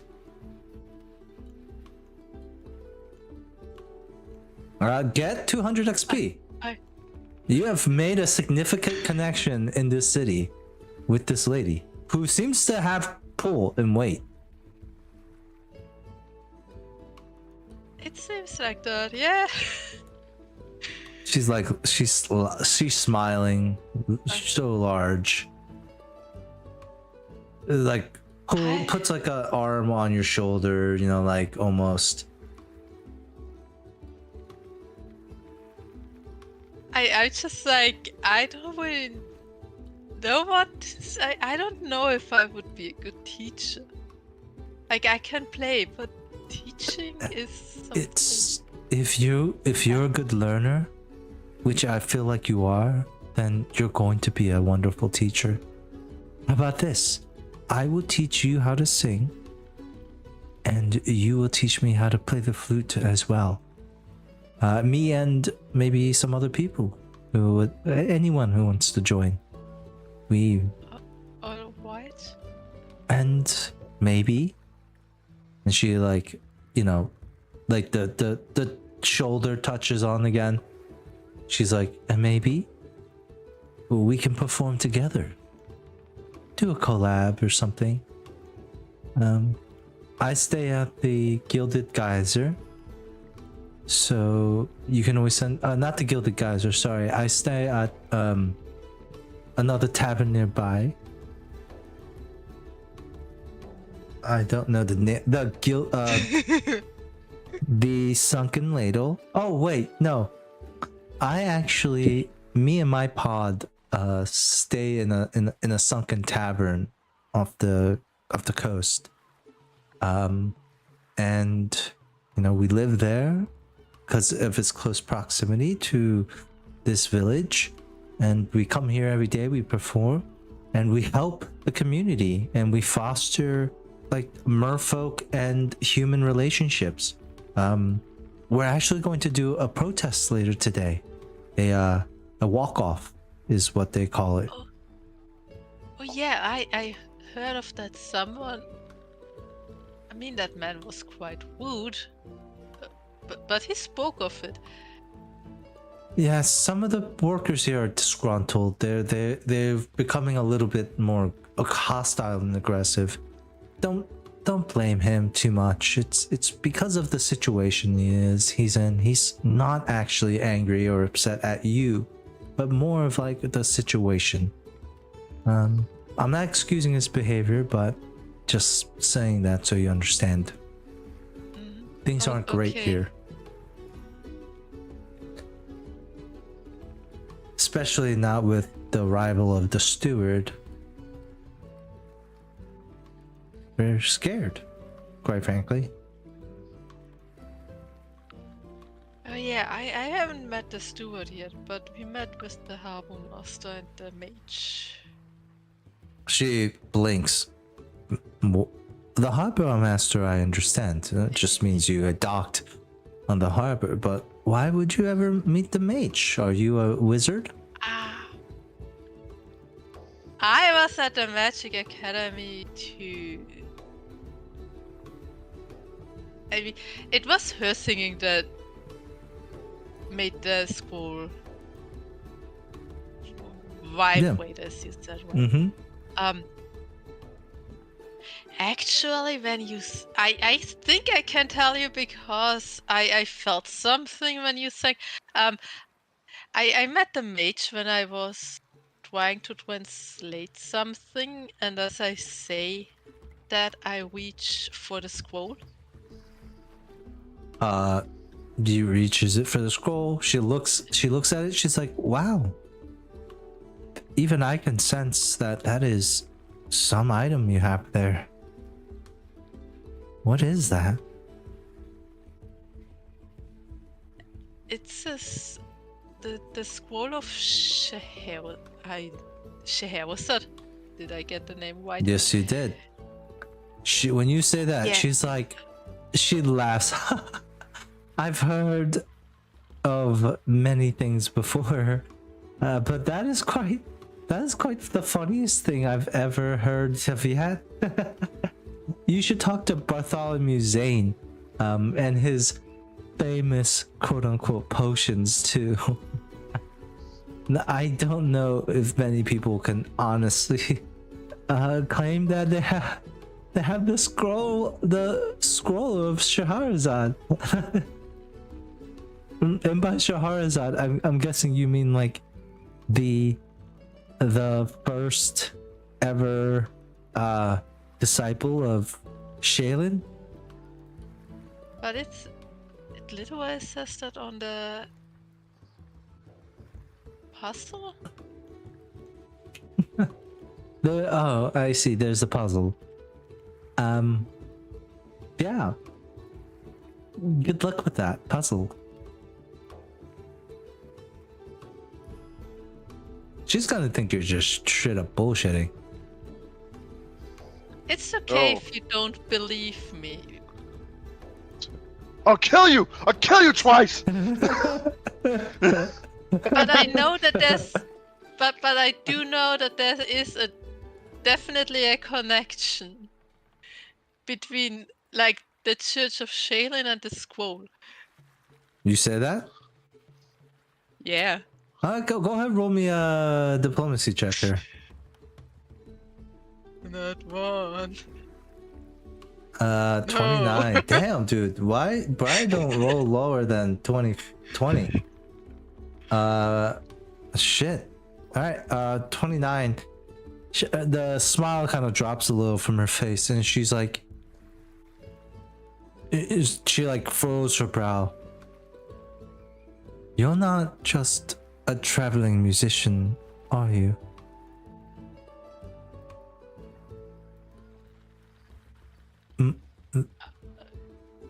I don't know. Are you friends with the other woman that came in here the other night? The last night? The one with the tall one with the muscles? Yes, and do I you knew know it. to happen something about blue lines?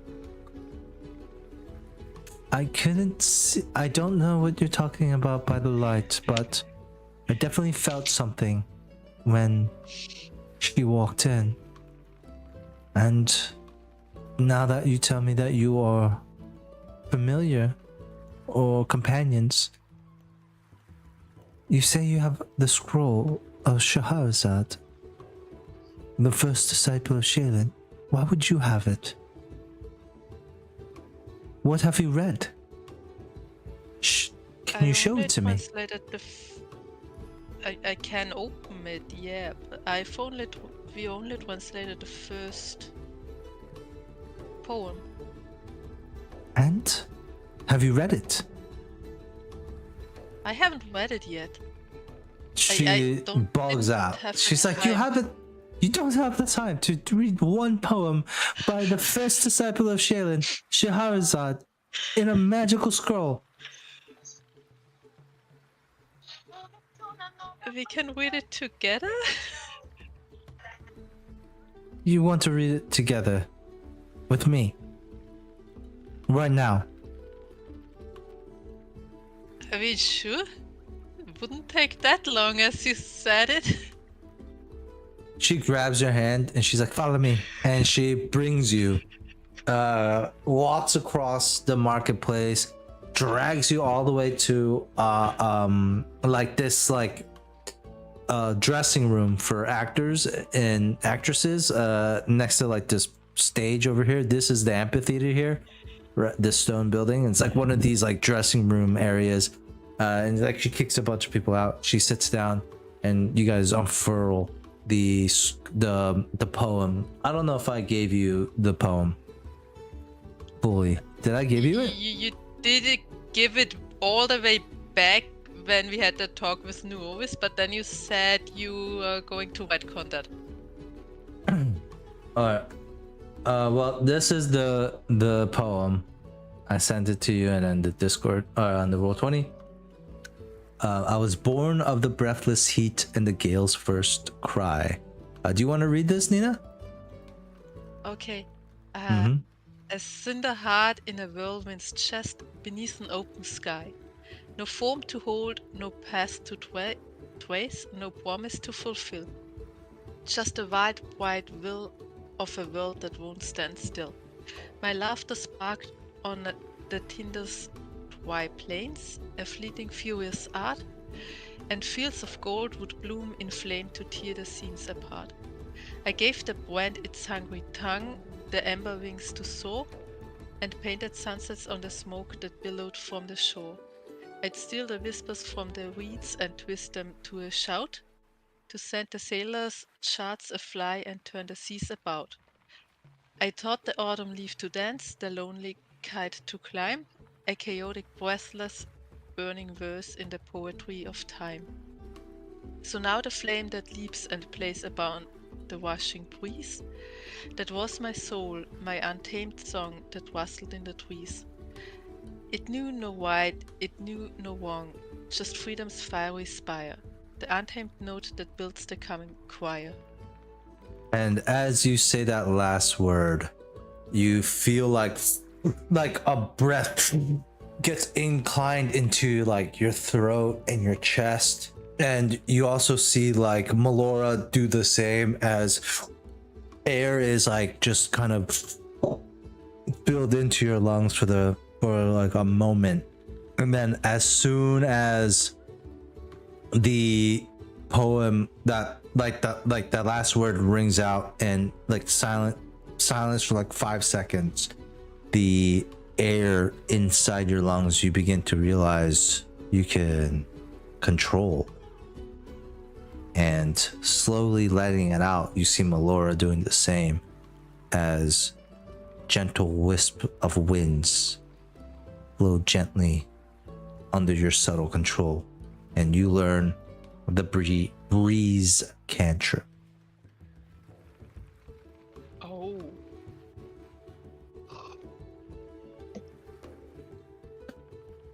And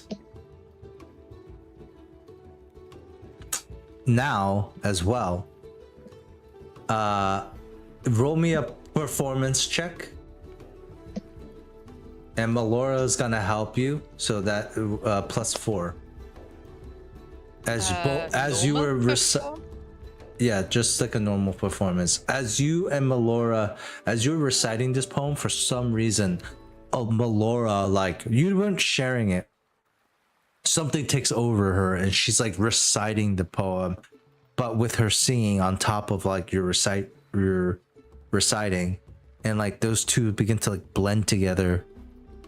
And on the 9, ooh, Yep, my normal performance is not as big as the okay, do your wind flute, then. I do have Sing 2, which is higher than. Why is it so low compared to your thing? It's only a +5. Holy shit. Because he doesn't have any skills in it. It's like you don't have performance with everything. Yeah. Alright, so maybe perform wasn't the right track then. Give me a knowledge arcana check. Let's just do that. And she'll give you a +4 to this. Yeah, but this makes more sense. Wow. The fuck. Okay. Holy shit. A 20. A 24. You can use a cookie if you have it, but you don't have to. I also have a plus. Oh, the +1 is already there. Yeah. I don't have cookies. Do you have a +1 for the morale bonus? Oh, yep. That I have. I didn't add it. So you didn't. Okay. It'll be 25. You reflect on one part of the chorus, especially like when Melora starts to like harmonize with you, and you realize that fleeting fiery freedom's fiery spire is another like unlock for you. And you have unlocked breeze, and then you can add 200 XP to your thing. And then you have also unlocked the Burning Gale Flare, which instead of a target single creature, it's now a 15-foot cone. Right? Is Flare generally a target creature? Single target? Yeah. It's now a 15-foot cone. Cool. And you can take another 150 XP for Burning Gale Flare. At the end of this, Melora looks amazed. She's like, and how does and like, you know, you haven't used Burning Gale Flare because I don't think you want to like blind Melora in front of you. You know, that would ruin this whole pleasant experience. Like if you're just like, fucking wind in your eyes, and she's like, my eyes. Look, I hate you. No, but yeah, so she, at the end of it, she's amazed, and she's like, that was, I'm breathless. I can barely breathe. What was that? What was that?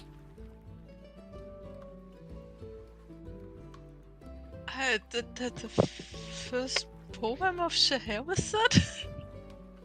That is amazing. We have to read the second one. They are in tongues that need translation. You can see if we can see if we. And she looks at it, No? and her face sinks a little bit. At first, it's very hopeful, but as she's like, her eyes are scanning the page, they like begin to drop a little bit. She's like, "What language is this?" I would also take a look. Roll linguist.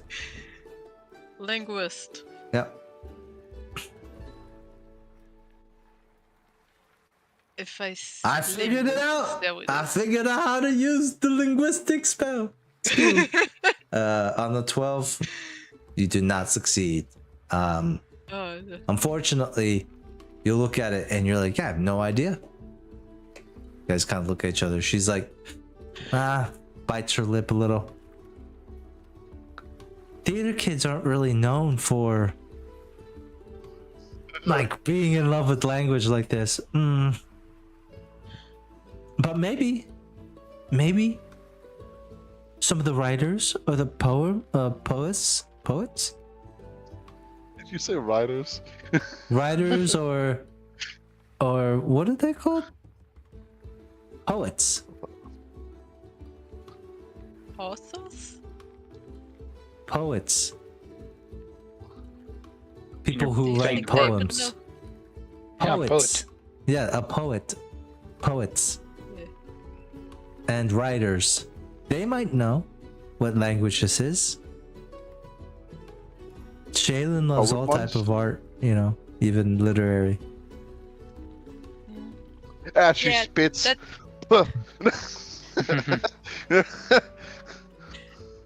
And There's that was only also one the type of reason- despicable people, and those are the script writers. Yeah. That Screenplay was also writers, the yes, reason that's what it why I was in the academy, because I found someone who could translate the first poem. Oh, great. Where is this academy? Yeah, in Tidewater Walk. Oh, I ain't going there. I figured.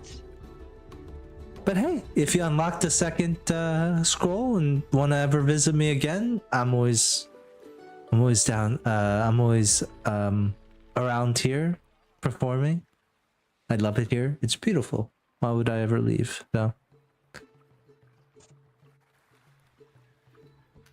She goes in Yeah, for a hug. I mean, I have to get. Oh wait, sorry. Somebody rushes into the room. It's like, I'm looking for Melora. Melora. Looks over and she already went in for a hug. Did you like push her away? I wouldn't push her away at this. She gives you a hug, and in the middle of that hug, the door. It's like, Melora, and he looks around and like, oh, forgive me, milady. Am I interrupting anything? And she's like, you asking that question after seeing this scene in front of you has interrupted this moment more than you could ever imagine. What is so urgent? And the man's like, that bastard Ven. He called in the constructs. They're surrounding the marketplace. Somebody leaked. They know about the protests happening. We need you out here, Melora, right now. Laws is looking for you.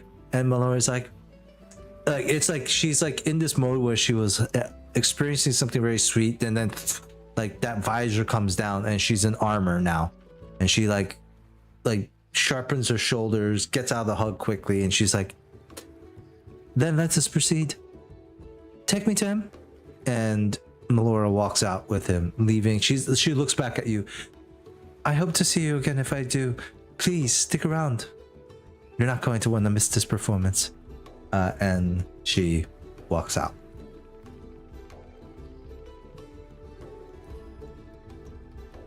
Oh, what?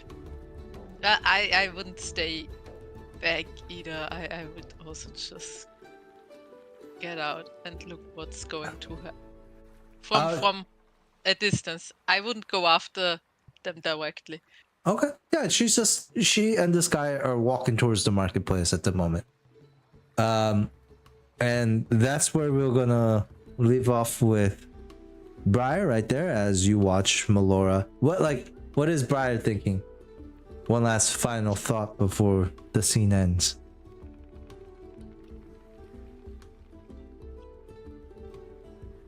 Well, that first poem was something. I don't know what the others are holding in as surprise.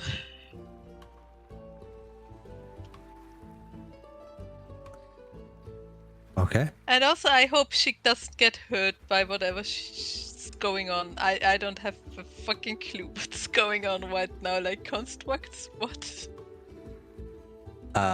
Okay. Muna and Leonard. What do you guys do? Go. You first, Leonard.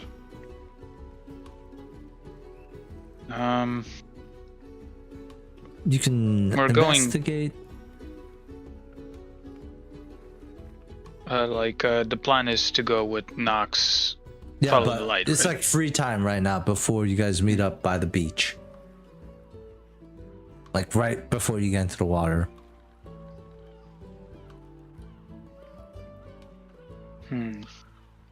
There was a magic shop, right? There was. Yes, sir. I want to check out what they have. Okay. So you walk up to the Pearl and Palette. You see a little gnome. She is a kind of eccentric, excitable, has likes color, popping neon colors like neon green, neon pink, neon blue.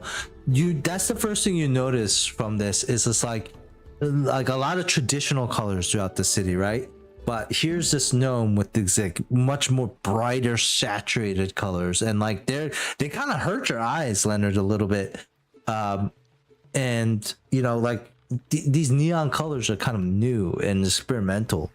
And a lot of her like artwork and magical items are kind of like it colored in this magical neon color. And as you walk in, she's like, welcome to the Pearl Palette. Are you ready to get your glow on? Maybe. What does that mean? It means this. She snapped her finger, and you can tell your fingernails have turned from normal like pink or white to like this neon purple color that glows.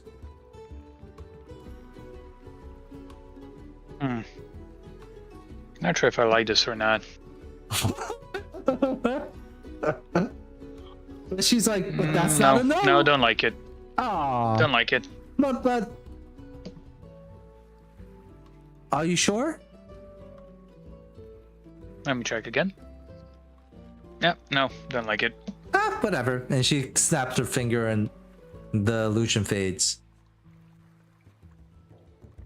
Unless you want a different color, maybe red is more your style. I'm getting like a hunter vibe from you, like I'm a bounty hunter. Fair man. Tell me where the drugs are going. Sure, something like that, but not really into bright colors, stands out too much. And she snaps her finger and it's like the blackest blacks. You have an illusionary choker just to fit the goth feel. You are draped in shadows everywhere. What can I do for you? I'm looking for some useful magical items. Like what? Things that can protect me and my comrades, maybe improve our offense.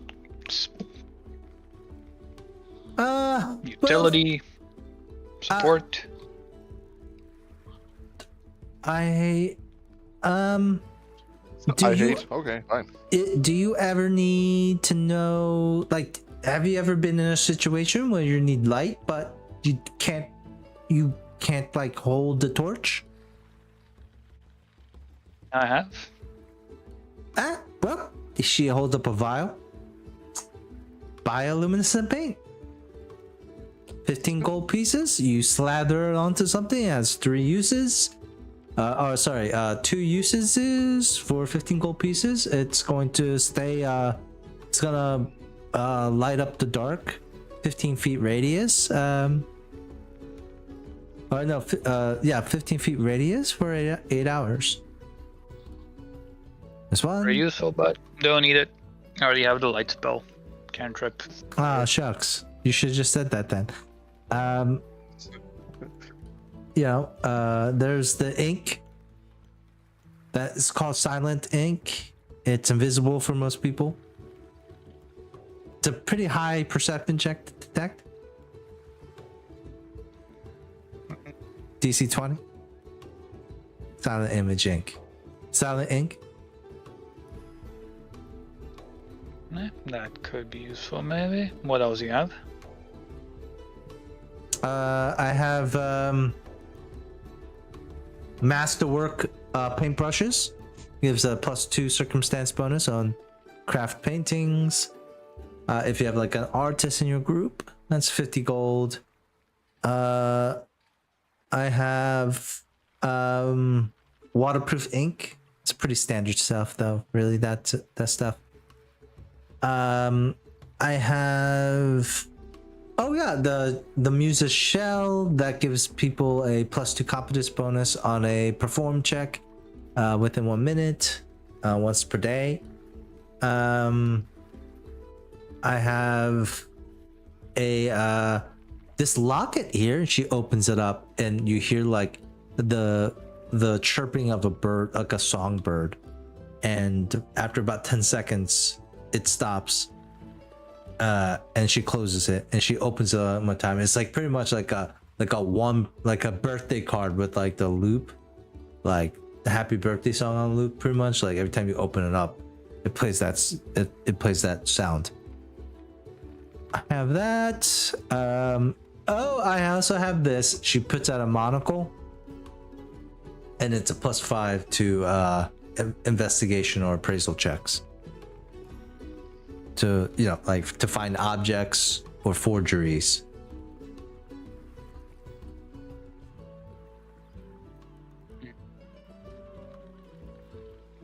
All right. So there was a paintbrush, the shell of performance, right? Yep. So she said there's the glow in the dark paint, the masterwork like paint set. Then there's the silent ink. Bless you. There's the melody locket. There's the monocle for the appraise checks. Then finally she's gonna have something called the mermaid's purse, which is essentially a bag of holding. Oh, all right. How much for that? The mermaid purse? That is 2,700 big pass smackaroonies.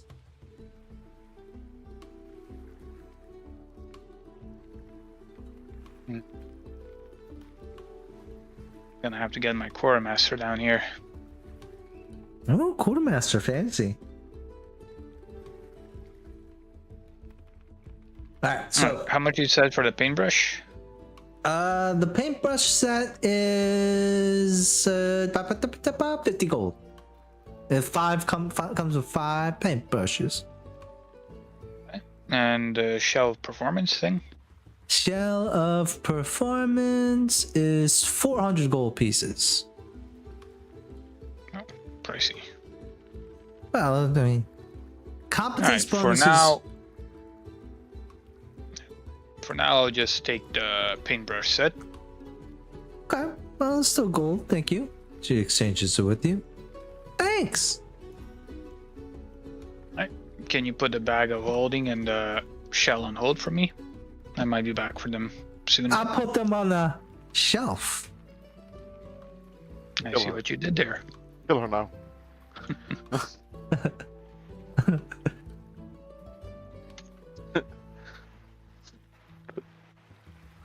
You guys just staring at each other for a second. She's like, all right, well. I see what you did there. Nice. Yeah, I did. Alright, so I'm gonna go check with my core master and I'll be back. Yes. I'm gonna go find Muna. Tell him about the bag of holding. Okay. What If has I see Muna- Briar, I'll tell him about the shallow performance. Okay. What has would like- Muna been doing? I would like to use the common action known as gather information. Sure. Also the paintbrush. Plus what? Plus 4, you said? Oh, sorry. Since you already bought it, let me give you the thing. Bow. Bow.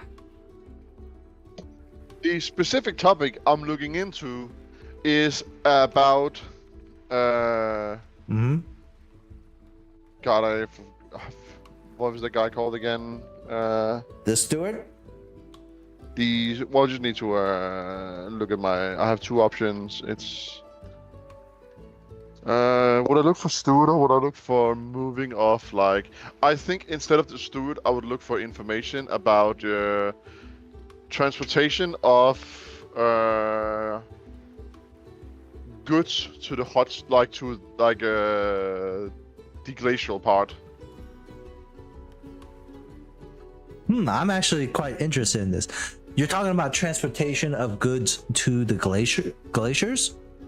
Well, yeah, well, like barrels or like substance that one might, I'm looking for if there's been any barrels of like poison acid, like dust, anything like in quantities to which yes, a person could. Oh, it's potentially. Since I wouldn't just be like, have you seen the steward? A lot of people would probably be like, yes, he's an asshole.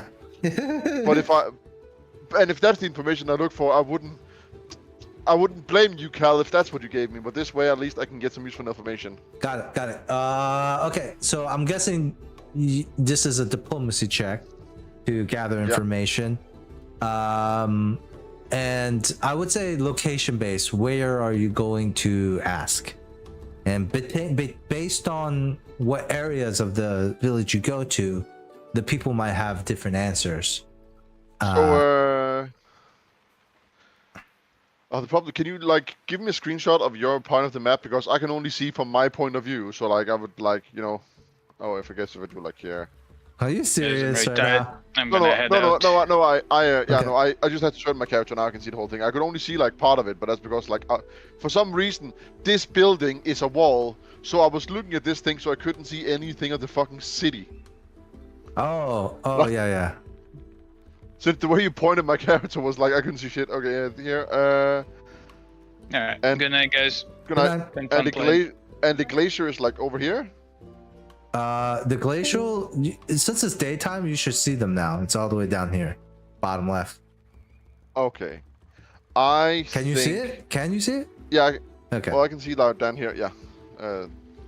It goes further out too, much further. Yeah. I think the best way of asking about transportation of goods in that way is what is this area over here? Where? Oh, these are where the actors and actresses. So Briar was actually in one of these buildings. It's like costume, props, dressing rooms, all that stuff. Okay. What about this area? That is more like these large stores where they have warehouses for goods and stuff that they bring out to sell at the stalls in the marketplace. That would probably be the best place in case large quantity has been moved upwards. So I'll probably go to this area. Okay. To the marketplace area? Yeah. Okay. As you go around the marketplace, you do see people moving goods in and out of the warehouses, and young men and women who are quite sweaty, picking up boxes. They're putting shit on carts. and you start asking around. Go ahead and roll your diplomacy check. For me, please.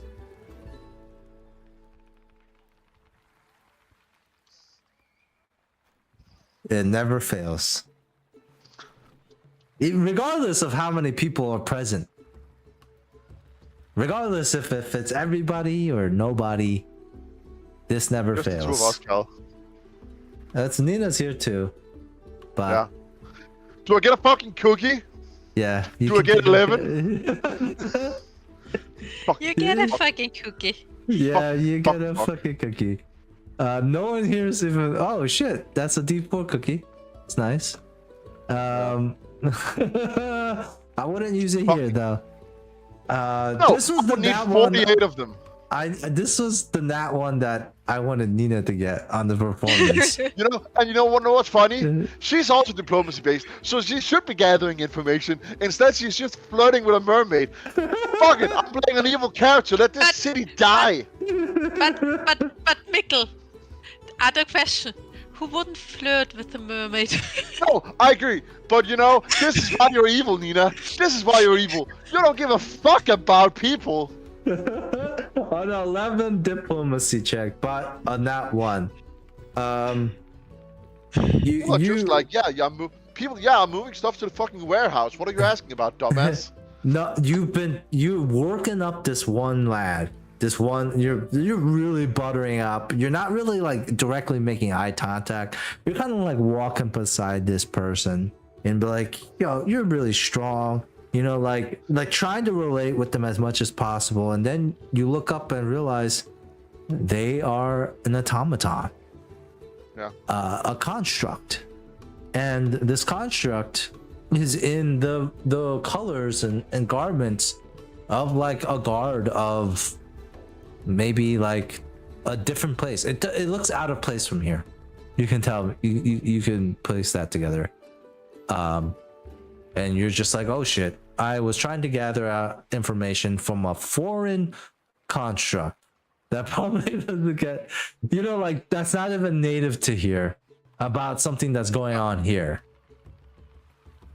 You can also take 100 XP though, because one of the reasons why is you do learn that this automaton, do you ask like what would you ask it if you did, like once you realize it's an automaton?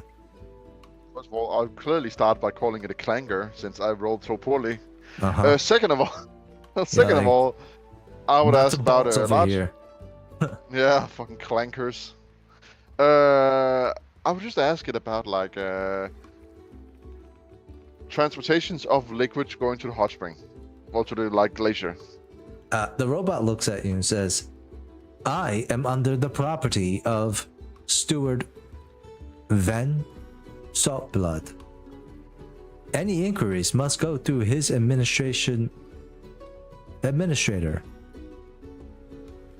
I am property of one Steward Van Saltblood. Any inquiries must be reported to his administrator. It's like on a loop.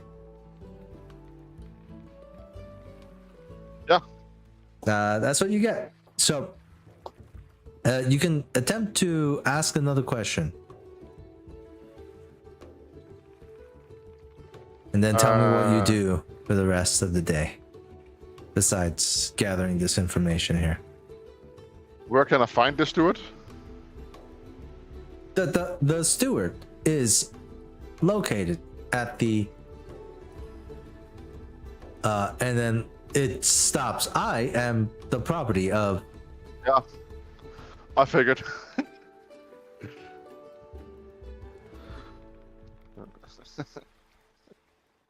Can I, with like my knowledge of Arcana, see if I can like since just like input lag it to it just like breaks, so like trying to like mess with this dialogue. automaton? Dialogue, to break it? yeah. Dialogue, just to fuck with it. Like hack it almost in a magical Yeah. way? Okay, Yeah, sure. like... Not hack, but more like exploit it. Yeah, Yeah. Okay, like Q&A test the shit out of this. 23. Oh, on a 23, okay, take 100 XP. What are you trying to get from it? The location of the steward? If I could get like a shipping manifest, like Okay. It like well, after I guess transportation manifest. after many prompts, right? What you get is like you go through things like customer support prompts, like press 4, Yeah. like say 4 if you would like to report this, blah blah, and then you get to this one point where it literally you like go through this entire loop until it gets to this one message, and it says all important documents during a warrant or arrest of this property must be reported back to the steward Van Subblood, who has in their possession all official documents certified and signed by the collector, the master of the Tidewater Rock himself. Like something like along the lines like that. Oh yeah. Mm-hmm. So this manifest that you're looking for is probably either in the possession, probably not like carried around in him, but being brought around like travel documents and stuff along with his retinue. Maybe in a suitcase or like one of his people A has it. desk.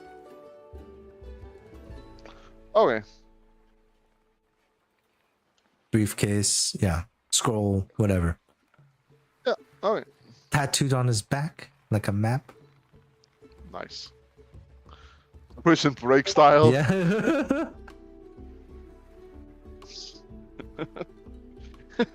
I look at his elbow. I'm like, so that's where it's going.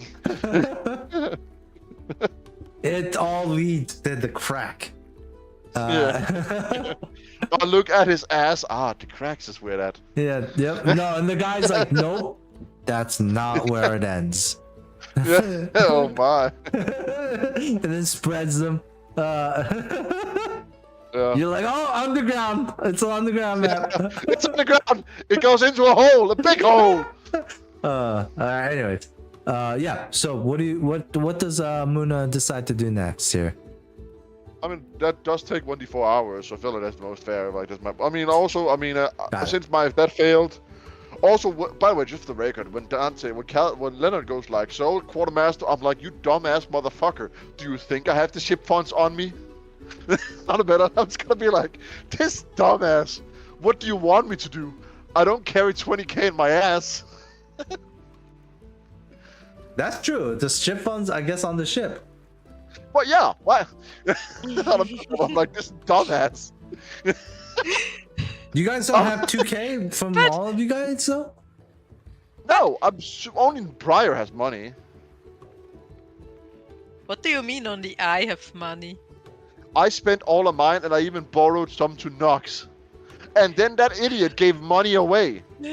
Yeah, I mean, I didn't buy that many magic items with my money, so yeah, I do have some, but most of my money is on the ship because I couldn't carry it because of the I mean, I agree. Yeah, how much money do Briar have on them? Yeah. A little bit under 2k. Oh, yeah, well, at least we can rob you for your corpse.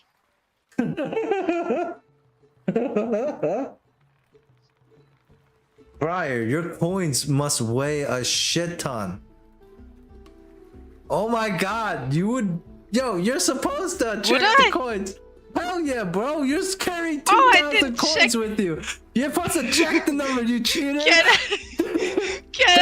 You're supposed to get a -3 check to everything, you motherfucking cheater. Oh, I didn't know that. I'm so sorry. If I would have known that, I would have left more on the ship. You're carrying 40 pounds of coins on you. Can I put them on the ship? I wouldn't carry them around if they... I didn't know. Wait, is your character sheet? Do you have your coins checked? Hold on. Yes. So Mikkel's carrying 2.7 pounds of coins on it. I was about to say, I do think I have. I do often. know. Yeah, good. Yeah, I I'm also didn't good. know. I But rarely try to Nina, cheat. Like, that's what I was saying. Like that made no I sense to me. didn't When you know. said I'm so sorry. I'm just putting 1,000. Wait. I'm only carrying under. no, Nina, you're carrying this gold. I'm sorry. Ah, You're gonna have to distribute it then. That's a good example of how to overcome this problem. Is you're going to have to distribute it to the stronger folks so that they can hold it for you. Because I can't believe you're like a fucking banker right now, slugging around a sack of 40-pound sack of coins. You know how fucking crazy that is? I'm so fucking sorry. That's a weapon, bro. You could just use that. I mean, Nox could Nox could take them to sink on the bottom of the ocean after his blue line. Yeah. A diving bait. Oh yes, that's another thing that you're like probably wondering about now. Yes, but thankfully you didn't do like so crazy of stuff where like this would have been like, oh my god, you would have died otherwise. However, you are at medium load because you are carrying 40 pounds of coins. So just keep that in mind, okay? And I love that because it forces you to think like, okay, either I'm carrying this or other people have to carry this, or I'm spending it or I'm leaving it, like whatever it is. Luckily enough, the ship can maybe borrow that money. That is the case too. You might get, you might be able to buy this bag of holding with that, and then get paid back, reimbursed for what you paid. That's what it forces, right? It's like this interaction now, because Nina, you don't want to -3 to everything. Is that what that means though? And we're gonna end. But weight is bad. Wow. Damn, dude, -3 to everything. Wow, that's crazy. All right, so before we end with Muna, unfortunately, I'll let you do like one last thing. You can talk to one last person if you would like to. Sure, I was just talking to the harbor then. Like, if anyone has have come in at night carrying, there was also the barrels. boat right as well. If you want to talk with them. Oh yeah, sure, yeah, that's probably fast. Since I failed the gathering information, I just do the boat. Yeah, I would like to, if we can buy a boat. Okay. So you come across like a tattooed, gruff, muscular human woman. She's got arm tattoos, like sleeves. She's got this no-nonsense attitude. She's got dreadlocks and like this like tan skin. She's working on a skiff. There's like an open-air workshop near the harbor. It smells like tar and sawdust, wood. You see half-finished skiffs in like cradles. As you walk up, she's like pounding a wooden mallet and this wooden peg in one of these skiffs. She stops. She wipes her brow. Ah, hello. Greetings. The I heard you sun are. is hot. That it is. I have been told that you are the shipwright. I write ships. Isn't that what it's called when you make ships? I do. Great. I'm looking for a rowboat. A rowboat is a particular type of boat. You don't get too many of that type of here. So what is this rowboat for? We need to transport 8 people up the river. Not a rowboat that you're looking for then. Are you sure? No, rowboats are primarily just used to get on shore from a much larger ship that's anchored nearby. I mean, take your expertise on the matter. What you need up a river is different from what you need to row to shore. Rowboats are wide and flat so that they can handle the waves better. On a river, you need something that's more agile. Okay. Well, I mean, you sound knowledgeable about it. What would able to something that can fit 8 people? That wouldn't be wise. That What? wouldn't be wise. That wouldn't be wise to have 8 people on a single craft going down a river such as the artery. Rapids. What? So you think about this. You see a lot of stream. You see a small stream. You try to put a big twig in that stream. What happens to the twig? What? It would float. It floats, but it will get stuck with the bendy parts of the stream, right? Like a small little guess. stream of water. Not like a real, like, actual river, but a small little stream of water. You put a big stick in it, it's gonna get stuck. I mean, you have a fair point. So what What you need would to you do... suggest then? If take we're 8 this- people and we need to get... She Yeah? takes the stick, breaks it in half. There. Better. I mean, I guess I understand what you're trying to say.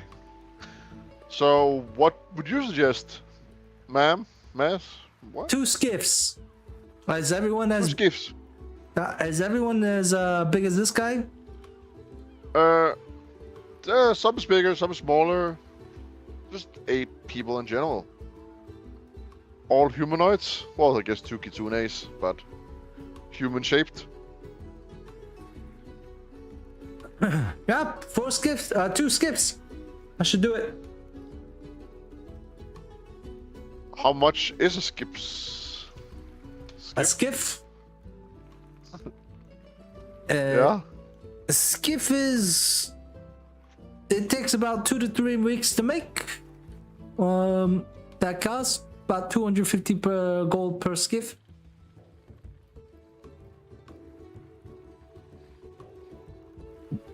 I have 3 grade 1s. Those are 350 per skiff.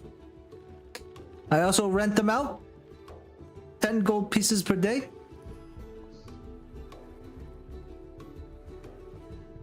But let's be honest, the ones that I rent are beat up.